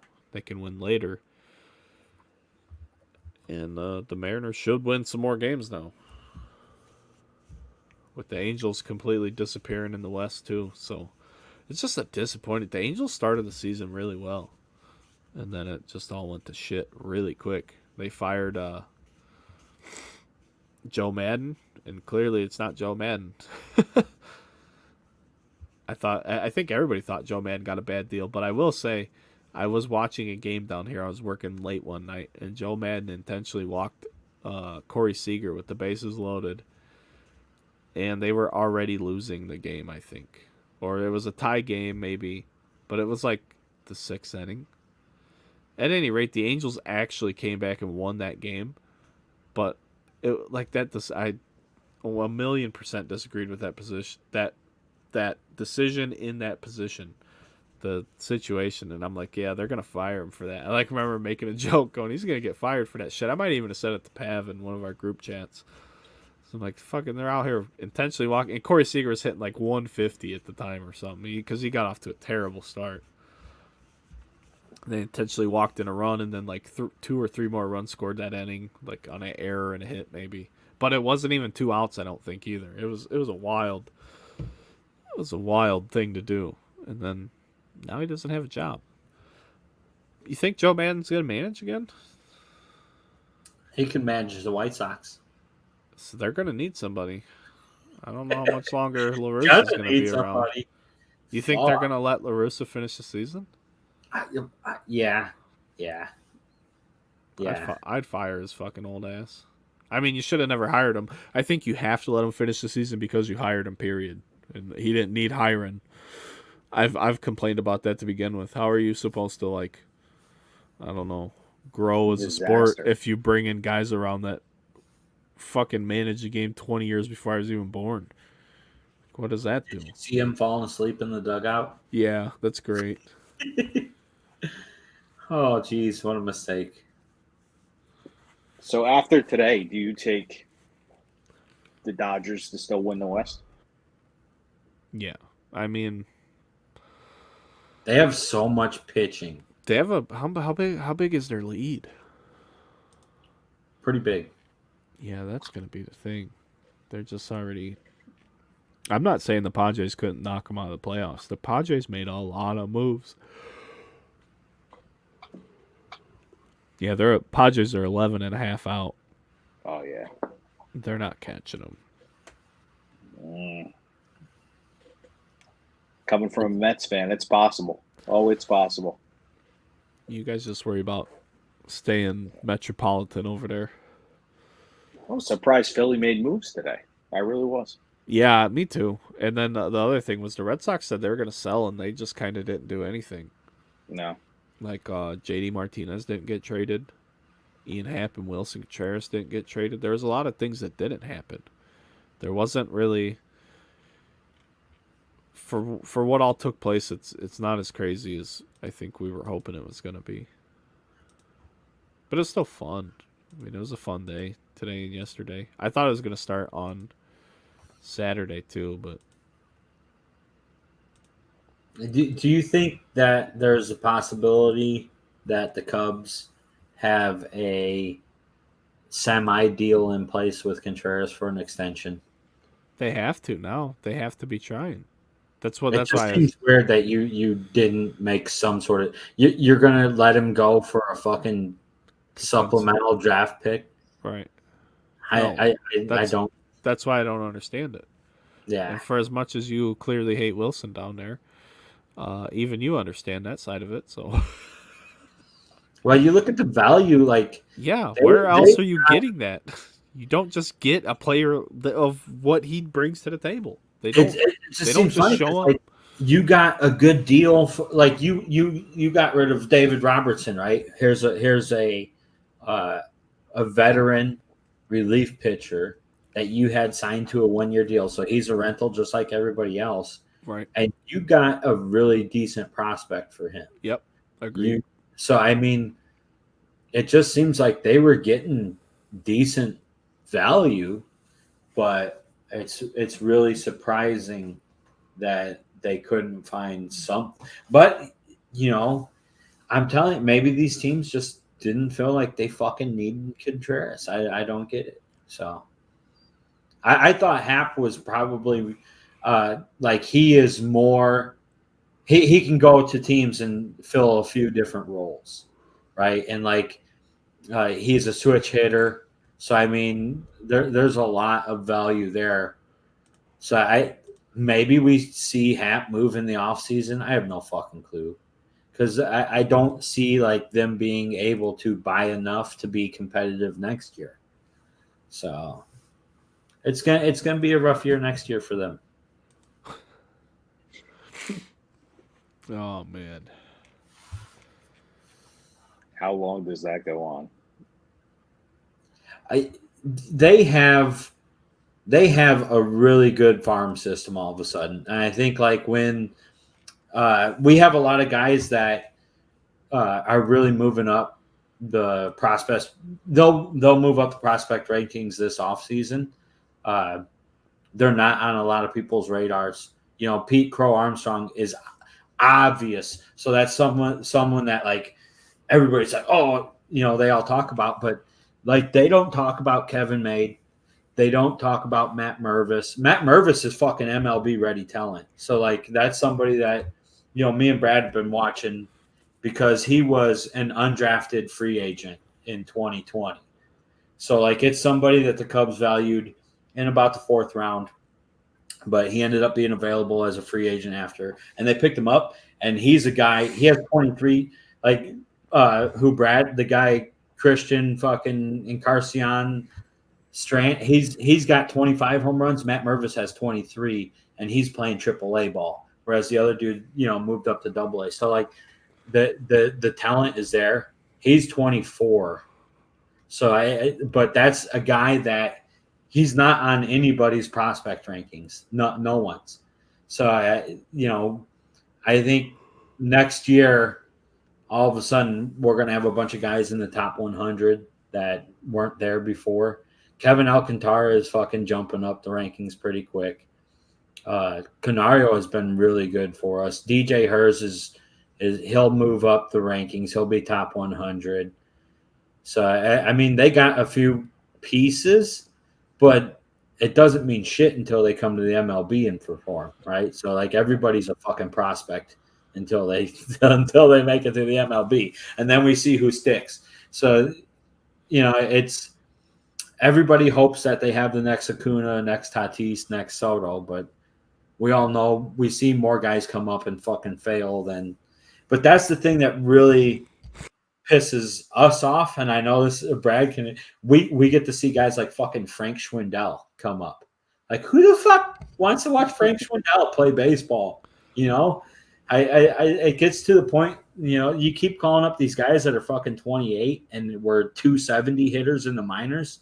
No, that's not going to work. You got to bring up dudes that crush the fucking ball. So they're probably 3 years from competing, but that, you know, that's going to be something we'll talk about over the next few months is who the free agents will be this upcoming offseason. And I just haven't been this is where my argument comes in with Brad, because I haven't been I haven't liked a lot of the free agents and like the deals that have been made in the last few off seasons. Obviously, if like you could pick somebody up like Aaron Judge, then you do that. But you know, that's a scary fucking thing to do, because we know that he can get injured, and it's scary signing guys that are 6'7". It is, because you know what? Whether people want to admit it or not, those type of people get injured more often than somebody that's 6'2" and fucking, you know, is just a more agile person. You know, Sure. So it's tough. It's really tough, because that's going to be like the big name free agent kind of person that's out there. And if you sign him, then you got to go for it, right? Then you need to sign some pitching and all these things. The Cubs need too much to be competitive at any time soon. So I think next year, like I was telling Brad, what I'd like to see him have Keegan Thompson in their starting rotation, and then 4 names that we've never fucking seen before, and just really hope that, you know, some of these guys start clicking and you get lucky and strike fucking, because if you buy a bunch of guys that are just mediocre major leaguers, and then you bring up 1 or 2 guys a year, if those 1 or 2 guys suck, then you're going to be really bad. If you bring up fucking 15 new guys, and all of a sudden you got 5 of those guys that are decent, then you can start buying actual players that are good and fill in those spots that you need. The Cubs are nowhere close in that kind of shit. So it's gonna be tough. It'll be tough. But that's what I'm saying for like San Diego is when they sign those big that's where the Soto thing's going to be interesting because I really think he's going to be 10 years, 360 million, 36 million a year plus. So you sign that guy, and then if your pitching doesn't perform, you got to start buying pitchers, and pitchers get really expensive. And that's where like the Dodgers are so fucking good this year is you got Tony Gonsolin, Julio Urias. Where's Walker Buehler, right? So, I mean, the guy that they had that everybody said this is the fucking ace is injured right now. And he hasn't been the dude this year. So it's how lucky is that shit? And where does that you just never know. You never know with some of these guys. And that's like the Mets.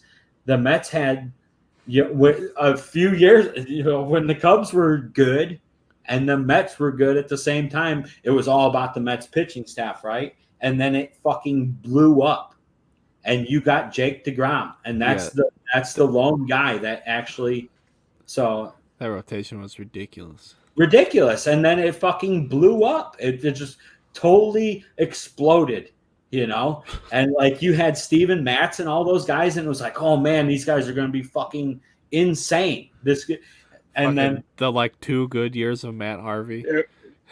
Yeah, it's crazy. I remember thinking year after year, oh, this is such a nasty rotation. They're all healthy this time. It's like, Matt Harvey's been doing pills nonstop, and that was rough. They don't call it the Big Apple for nothing. Oh. The thing with the Mets is like if DeGrom comes back and is DeGrom, which if you looked at, did you see DeGrom throw? Yeah, I watched the first. He pitched tonight. So yeah, he threw five innings. 100 miles an hour, dude. 102. Yeah, he threw 102. So you got to feel really good about if and when the Mets make the playoffs. You got Scherzer and DeGrom. Yep. And those guys can fucking carry you through 5-game and 7-game series. So, I mean, it's going to be really interesting when some of these teams, because everybody wants to go Dodgers. They have one. I mean, who's got the playoff experience there in the Dodgers rotation? Julio Urias and Kershaw. Yeah, and they all do it because they go to the playoffs every fucking year. Because they spend that money, baby. Let's go. I don't think Gonsolin hasn't tossed in the playoffs yet, has he? I don't know. Probably. I would assume everyone they have has. How good is Kershaw in the playoffs? I forget. Love that guy in October. Fantastic. So I wouldn't have signed him, and I'm on video saying that 4 years ago. I would have never signed him to that extension then. Granted, he's been better in the playoffs since then, but no way. He's the worst thing you could do to your own team. He'll get you there, but he ain't gonna do this offseason though. He ain't gonna do shit. Can you believe nobody wanted to offer him fucking money, and they were able to re-sign him on a 1-year deal? I can't believe that. What the fuck? 100%. Whatever. It's so believable to me. Dude, hey, look, Dixon Machado's playing. Yeah, he was playing he played the day they traded him, dude. Yeah, it's because the Giants got big time shortstop problems right now, with Crawford being hurt, and I think whoever was backing him up's not worth a damn or any good. They expected Andrelton Simmons to get traded too, and he didn't get traded. Well, he's hurt, I think, again. He's on the injured list. So you didn't get to use your $4 million Andrelton Simmons. Your $10 million Wade fucking Miley pickup didn't work out. You didn't get to trade him. You didn't get to trade Smiley. I'm really pissed off about all that because I wanted to see Caleb Killian come up again. Well, I wanted those guys gone because they're not going to be back next year. They're not going to be back next year, and we're not going to pay them. You don't pay them. Like, you're fucking paying that guy $10 million. You can't pay Wilson $20. You could pay fucking a dude who's not even going to be on the field $10 million all year long, and you can't trade it. I mean, get the fuck out of here. Mookie Betts just homered. Yeah, just annoying. Absolutely annoying. I'll tell you what, you could be pissed off, but thank God we're not fucking White Sox fans. I don't feel bad for them because they talked all that shit. Oh, we're going to World Series. All they do is talk that shit. And they jumped the gun in 2019, Keith. They jumped the fucking gun. White Sox. They're honestly, are they any closer than the Cubs? No, I don't think they are. Not now, because they gambled their future. And they don't have. I think they have one of the worst farm systems going. I don't think Terrible. they have anybody. Gutted. Yeah, just nothing. And the young guys they have now, they're all hurt and in limbo. And like you said, with whatever's going on with Luis Robert. And the guys they signed in 18, 19, 20, those off seasons, those guys are getting old. Tim Anderson and Abreu aren't getting any younger. So who knows? What's going to be fun? What's going to be fun is in a couple years. So you got all your top 5 prospects are all like under 21, I think. Yeah, and they're then all young. The Reds now. Think of how stacked their prospect pool is. It's got to be. That's going to a lot better than it was. I mean, I looked at it earlier. You recognize 15 of the top 20 names instantly. It's impressive. After the trades, at least. Yeah, so you just hope that yeah. You just hope that 5 of those guys can become everyday big leaguers. You know what I mean? Yeah. They're the Mets of the Central. The Mets, the Mets are doing great right now. Yeah, well, it's halfway through the season. Hey, I think it's time to relax and start enjoying it. Watching DeGrom was nice today. DeGrom is like the biggest trade deadline acquisition to get DeGrom. Huge for them. That's gigantic. And that didn't cost them anything. They already had him. Makes all the difference in the playoffs. It makes all the fucking difference. Yeah. I mean, you really need 3 guys. You need 3 good starters or decent starters. Yeah, if you have 3 killer starters. I don't know who you start, Walker or Bassett, but either one of them could do it. And it looks good as long as DeGrom can keep his arm attached to his body. Tell him to stop throwing 108 miles an hour. He's the only guy that they've shown like every year he still throws harder and harder somehow as he gets older. What's that about? It's nuts. He's got the new juice. Yeah. Yeah, gotta have the juice. Keep it going. So you went to the National, Keith. What was that? What was that like? Tell the people. It was. I was a little overwhelmed, to be honest. Like, I knew it. You hear everyone talk about it and tell you what to do, right? They're like, "Oh, do this, try this, try this." Right. And you walk in, they like have a plan. There's no plan because you can't navigate that plan. There's too many damn people. Yep. So I'm walking. I'm like, I'm going to start in the back and work my way this way. And then you see someone and you're like, oh, look, it's like LT was walking by us the one day, Lawrence Taylor. Yeah. But it was crazy. I spent more money than I thought I was going to spend. That's a fact. Yeah, it was, a lot of, I don't know. I talked to some guys and they'd say that like Chantilly, you get better deals at Chantilly. A lot of the people at the National are marking stuff up. Yeah, I heard way over. I heard that was really bad this year, and I don't know if that. I don't know. You're not the only person I heard that from. I heard that from pretty much anyone who actually talked about it. That was hard. It was hard to find a legit deal, and if you did, you found that guy, you stuck with him and bought more. That's how it was. So, but it was definitely it was worth it for sure. I picked up some cool stuff. Tried to get as many of those national packs as I could, which ended up being worth it. So it was a fun time.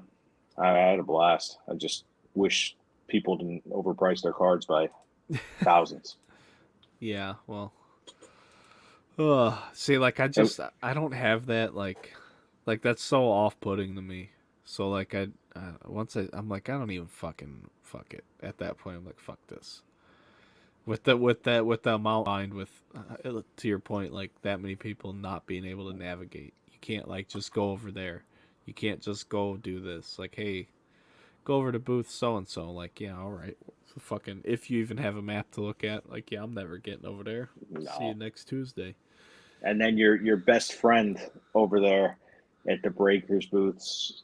I walked over. I was walking out, and there he is, throwing cards left, throwing cards right. I don't even want these. I don't even want these. Throwing them to the 65, 10-year-old kids laying around and their dads with their little phones on with the recorders. Oh my Unbelievable. gosh. I didn't the even amount of they were bad. I didn't think about that because you're talking about backyard, I assume. Yep. Yeah, they weren't at the National last year, so nobody got to experience that nonsense. Yep. Fanboy Central. Oh my god. It was bad. Yeah, I don't like that. Between that and Paul Golden. Paul Golden had this guy, his bodyguard. He had a guy that walked around with him, and everyone was making fun of him for it. This guy was a monster. Who's Paul Golden? Golden Auctions. Isn't it Ken Golden? Oh, Ken Golden. That's yeah. I wondered if he had like a brother or something. Paul Golden. Hardcore too. Yeah. Ken Golden's a funny guy, huh? Oh, he's got this like slouch. He kind of walks backwards, all funny. I'm like, what is this? I thought he was tanked the whole time. Every time I saw him, I thought he was drunk. I don't know the guy, but I haven't like people. He's been caught in some shady stuff. Yeah, I'm like, I haven't heard that he's like a good dude. No. Seems like I hate to say that, man. I don't know. I don't even like talking about the guys because it's like, oh, okay, cool, you got an auction house somehow, but how many people did you fuck along the way to get there? Yeah. But it was that was a fun experience. I'm glad I went. It was more fun seeing everything. Just getting to check everything out was more. Not I don't have $56,000 to spend on a Josh Allen RPA, but seeing that kind of stuff was cool. Yeah, for sure. You're always gonna see a ton of cool shit. Yeah. Did you see the Michael Jordan Air Jordans there? Oh yeah. Yep. That was the one thing that like I would have probably went and take a look at those. That was one thing like Chicago fans will always fall back on we had Michael Jordan. they had a whole Jordan display, the whole thing, like all his old stuff, his pair of shoes from his first, second, and third season signed, all game worn. They had some real cool stuff. That's what's up. Pav's got something going on in there. Got loud in a hurry. Had to hit him with he muted himself. Oh man. It's my air conditioner blower. Air conditioner blower. Sure, pal. That's what I'd call it too. Is that hot down there, Pav? It was like 95 up here today. It was pretty gross. It was shitty today. Yeah. It says it's 75 in Clare right now. It says it's 77 here now, but yeah. It's a gross one. Keith, what's the weather like over there? No, it was 92 today. Oh yeah. The humidity. How hot's the it in humidity. summer? Yeah. Oh, it's just you can't. It's miserable to walk outside. That's how it is here, dude. We have Lake Michigan, which is basically like the fucking ocean. Yeah. It's the whole shoreline. I mean, it's a big chunk if you actually look at it. We get like lake effect weather because of it. But yeah, we get like I bet right now it's probably 60% humidity minimum, and it's this late in the night. I went to the Tides game the week before last week, Norfolk Tides. 73% humidity right now. It's always. I'll tell you what, here. That kid they have DL Hall. Yeah. For the Orioles. Oh man, he can throw. He's a lefty, right? Yep. He looked good. Gunnar Henderson was playing. It's pretty impressive.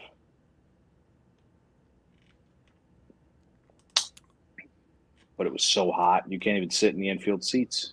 The whole infield is like all the seats are empty because you literally can't sit in the box seats. It's too hot. Yeah, that makes sense. I sat in the bleachers one time at Wrigley in the middle of summer and got burned through my t-shirt. Oh, It was so damn. It was just such a hot day. Extra sun or something. I don't know. I have no idea. I was wearing a shirt. I got home. I still had a sunburn. It's impressive. I don't fucking know. Let's just put it that way. Pav, you got anything else, dude? He's muted. He doesn't even know it.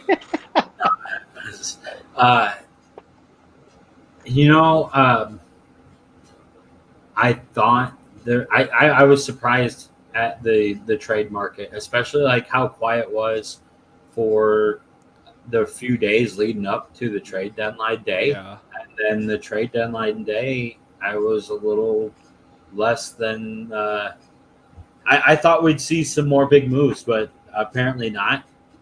But I maybe that's a product of those teams being so far ahead, like the division leaders, that you're really nitpicking what you need and stuff like that. Like, the Mets need a catcher, but for the price that the Cubs wanted for Contreras, I can understand, them not making the move, because how much better would it have made them over the course of the next fucking 2 months? Yeah.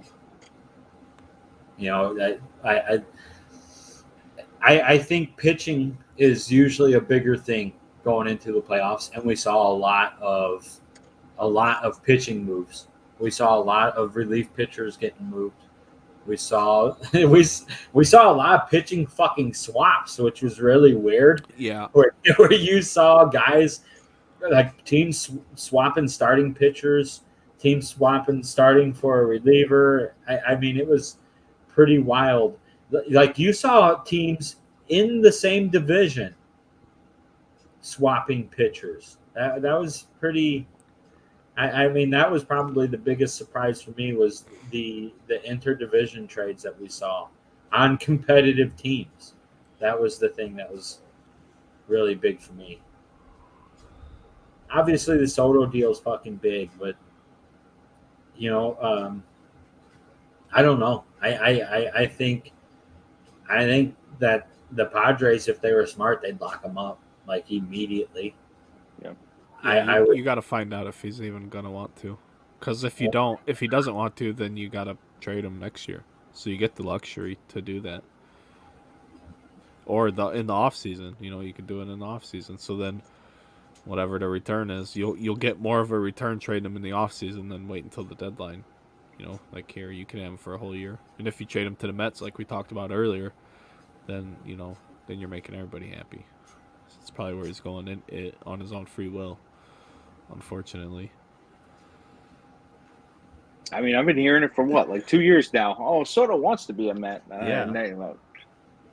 That's okay. He's so young. You can just wait. You can just cool it for a little bit longer. He'll be there. Isn't that crazy? 23. I mean, he could sit there. Unreal. He already said he wants to go there. You got an owner that'll spend the money. And we know what he can do. I mean, jeez, must be nice. We're building Padres can have whatever they want. Sports books and have the fucking one of the worst rated premium TV networks on fucking cable right now. Marquee Network. I read an article. The Marquee Network was getting obliterated, but they say that's pretty directly correlated to success.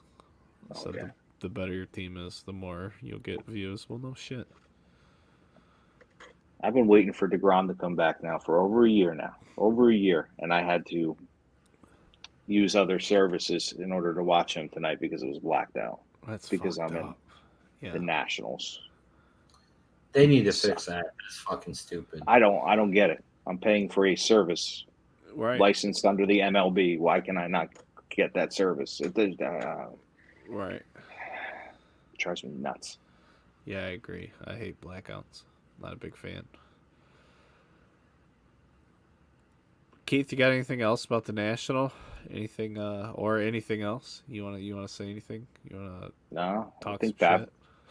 No, I don't know. Your Cubs. I can't talk shit on Cubs fans. You all are in the dumps. Yeah, but I'm kind of happy, like Pap said. At the same time, like hopefully, I'm kind of happy you guys suck.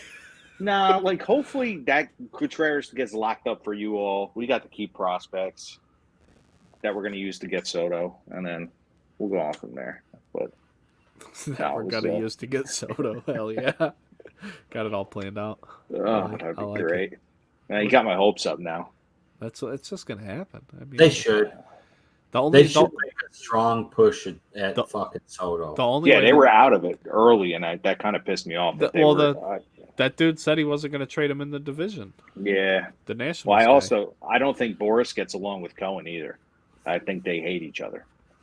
But I don't know. How long is Lindor locked up? Long time. He was a 10, right? Yeah, he was a 10, I believe. Yeah. Is Pete Alonso locked up? No. He's making minimum. Mm-hmm. How long till he's out of arbitration? He should start arbitration next year. Next year, yeah. So that'll be 3 years after next year. So 3 more years after this year. Yeah. So like, I mean, that is a team that like they should really push for. I mean, Starling Marte has turned out to be a really good move for you guys. Oh, he's great. So I steroids Marte. Yeah, but steroids Marte. Fucking, you know what? I don't even care. At least for him, like he's still fast. Like he's one of those guys that's still a quality baseball Steroids player. aren't just for muscles. So I'll take it. But like, ask D. Gordon. I think it'd be a good D. Gordon it'd be a good move for the Mets. How long do they have Scherzer? Did they sign him for 1 year? 3 years? Was 3 or 4? 3 or 4, yeah. It's a ton of money too. Yeah, and that's the thing is like with the guy, you have to fucking win right now, right? Yeah, that's the kind of contract for a guy like that you have to stay right there, right for this. Like we were talking about, your pitching staff. You don't like Carrasco, huh? I do, but I just think right now Walker and Bassett are better than Carrasco. Keith's team is so good that they have to argue over who's the odd man out rather than why can't this schmuck in AAA get a look in the rotation because we're tired of watching the ones that are in it, you know. Can we watch been good at work at getting out of jams and stuff, and that's what DeGrom used to always do. But back when he wasn't as dominant, he used to get out of everything. Now he doesn't even know what a jam is unless he's putting it on his toast. Yeah, Mets fans right now, you know what I mean? They have enough pitching that when they make the playoffs, they can be dangerous. Yeah. Did they get any relief in trades? Just from the Cubs. Yeah, they got Givens right at the buzzer. Yeah, for a low-level prospect. They didn't. Good. That's a good. Givens has had a really good year for the Cubs. Yeah, that's what I was telling them. They're going to do well with that. And he's a veteran, so it's not like getting a young guy and you don't know how he'll react. Givens he's professional. He's been there. I feel like him and Robertson, like they knew, okay, we're going to get traded and we're going to get traded to a team that's competing. And I'm sure both of those guys were actually really looking forward to getting moved. You play to win the game, especially when you're getting that old. It's like, man, I want to fucking win. Just fucking every day you're alive. Win. Fucking win. Yeah. What do you want to lose for? Yes, Joey Votto. What do you want to lose for? Jesus, that is a guy. Yeah. Career loser, man. Dude, that's rough shit, dude. And then agrees to sign a big contract to stay there, knowing that team's never going to try to compete. I mean, whatever. More power to him. I never played in the big leagues or made $1 million, let alone millions. But, man. Aaron Judge going to hit 65 home runs? No. Really? Torn something's coming up. Hammy. Really? Something. Oh, shit. Okay. So we're talking about Aaron Judge here. You know what's coming, Pav. When 100%. If if he hits more than 61 home runs, how much of a news story is that going to be?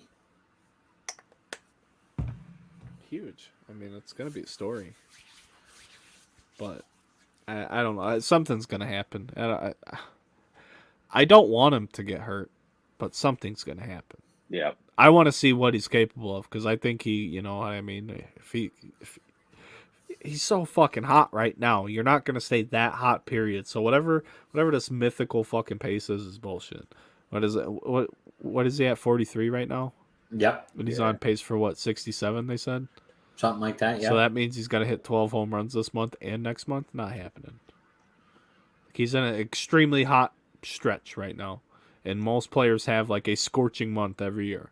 Or not maybe one consecutive month, but a period of, 3 to 4 weeks where they're hitting everything. Every great player does it. Soto got hot right before the All-Star break. Aaron Judge was crushing the ball right before the All-Star break. Some guys come out of the break killing it. Austin Riley had more extra base hits last month than any Brave ever. I mean, these players do these things, and it's great. He's got his average up to 300 because of it, but he's not going to do that for the rest of the year. He will cool off inevitably. He might not slump, but there's even the if he slumps for any period of time, for a week, if he has a week-long slump where he goes fucking 1 for 20, it's over. I mean, whatever pace he's on right now, he's got to be hitting a home run every fucking 10 at-bats on average. He hit 12 or better. He hit 6 home runs in March/April. Hit 12 in May, 11 in June, 13 in July.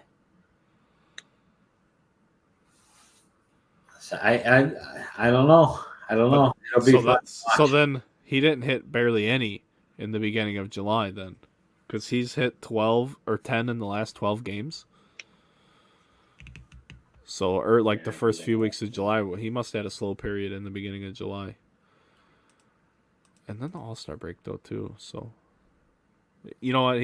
July was his best month because he had the most time off, too, in July with the All-Star break and all that. So, I mean, I don't know. Maybe. I don't think so, though. Something's going to happen.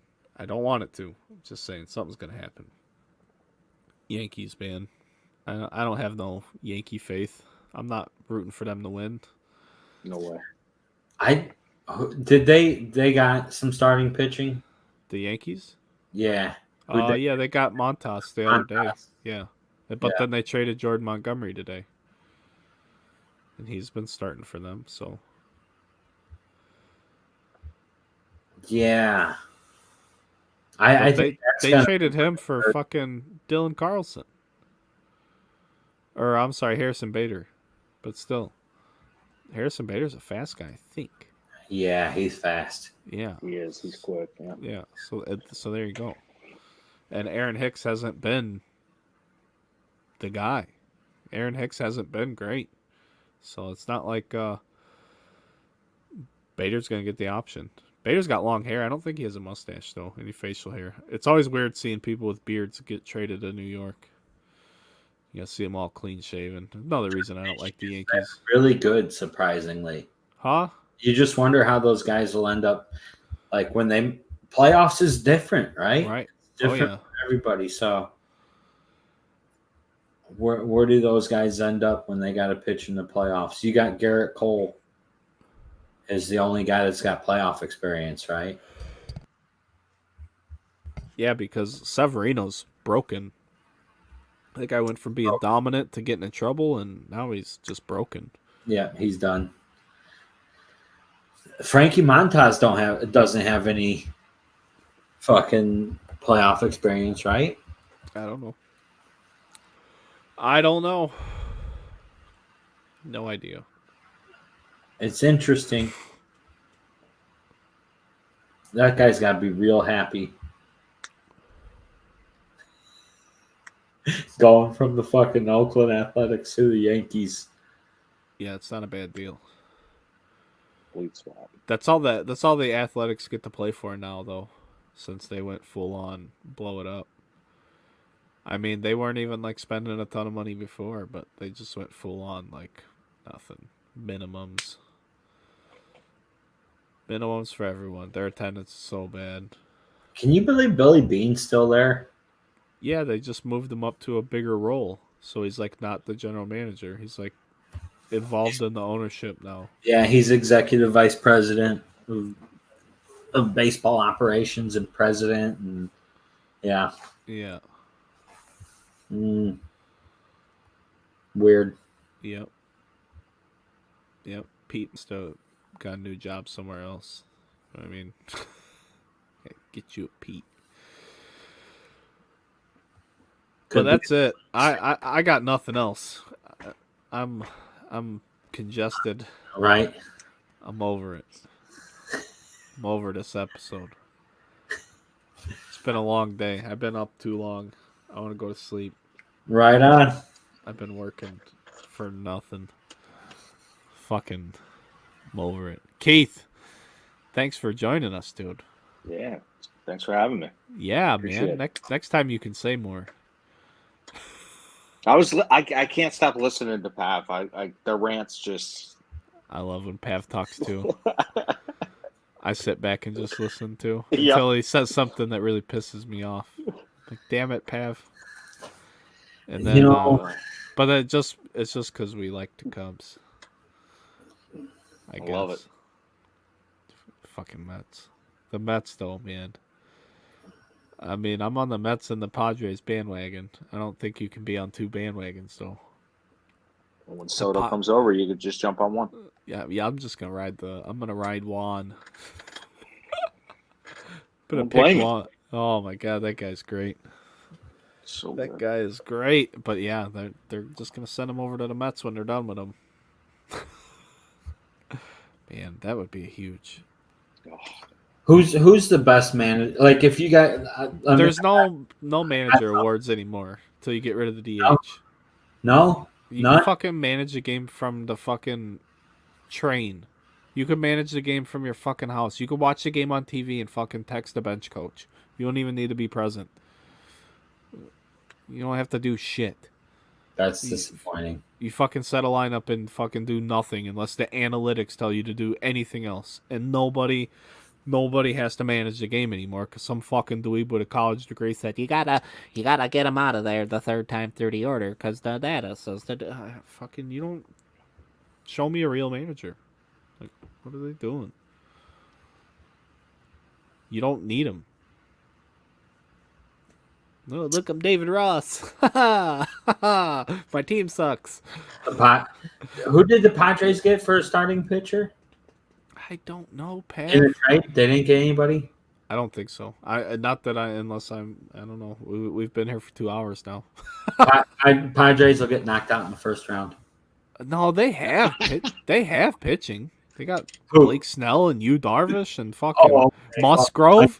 They gave Musgrove Blake Snell for my fantasy fucking team. Okay, I just dropped Mania. Those guys he's got Cy Young and postseason experience. Remember the Kevin Cash game? Musgrove's that guy. Yeah, and Musgrove just got an extension. They didn't sign anybody. They went out and fucking signed him to a big deal. They got pitching. They got enough pitching to give up Mackenzie Gore. That's how much pitching they got. And a Nelson Lamet. And I said no team was going to give up any kind of depth. First round, knocked out. No way. How are you going to knock them out when they're going to score fucking 17 runs a game? Because you're going to have to pitch to Soto now. Soto's going to get a lot more pitches to hit in that lineup. Like, oh my goodness. Just wait till he hits 400 the rest of the year. It's going to be like Manny Wood when he went to the Dodgers that year. You're going to see some shit like that with Soto now. Oh, yeah, I remember that. They're going to have to pitch to him. Because all you got to do is stick him right in there between Machado and Tatis. Tatis, then Machado. What are you going to do? Fucking walk Juan so you can face another guy who's going to get a hit off you? No, you just got to fucking pitch to him. And it's, you're going to see what a capable Soto is. It's going to be great. He might actually get some RBIs now in that team. Dude, who knows? I'm first round knocked out. They might not even win a playoff game. Okay. You heard it here first. Yeah, there it did. is. Dude, It's too late for this stuff. it's great. It's great that they got Soto, but I don't know. It's great that they went out and improved their team and went all out, but yep, they're fucked. Yeah, Pav Daddy. toast. Oh, man. Who'd they get for starting pitching? No one. They're done. Done. Dude, I'm like that lineup is fucking rough. They have to hope that Tatis comes back, hits 350, fucking hits 30 home runs in the next 2 months. I don't know. He's going to. He hit like 45 and like 400 at bats last year. Tatis could have still hit 20 home runs this year. Machado obviously isn't the same guy he was at the beginning of the season. But he's going to be rejuvenated with Juan coming to town, dude. You don't know what that's doing. The fucking Padres are celebrating, boy. Juan ain't even there yet. Just what he's doing. They're like, oh, shit, this guy's already won. He's already won one. Hey, Juan, how do you win one? Well, see, you just get really fucking good at baseball, and then you win the game. And Machado hit 200 in July. Yeah, it's because he needs to hustle, but we already knew that. He Dude, just they refuses. got problems. Yeah, Machado is a problem. That's all they did. They disguised all their fucking problems by signing Soto. And that whole fan base is like, yeah! You know what? Fucking, you'll be real happy when you're knocked out after 3 games in the first fucking round. You're going to be happy. You know what? It's going to be like fucking Soto hitting a home run in your playoff game, and you fucking lose. You're going to be fucking screaming when he hits that.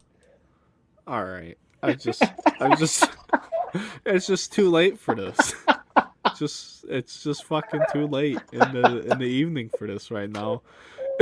And I've had enough. I was trying to say my goodbyes and thank everybody for tuning in. And then that fucking guy what just happened? He just started trashing the Padres. He did. I made a formal Twitter request today to join the Padres bandwagon. I mean, I even tagged the Padres and the Cubs, so they knew I wasn't snooping around behind their back. And this guy just shows up an hour late to the podcast just talking that shit.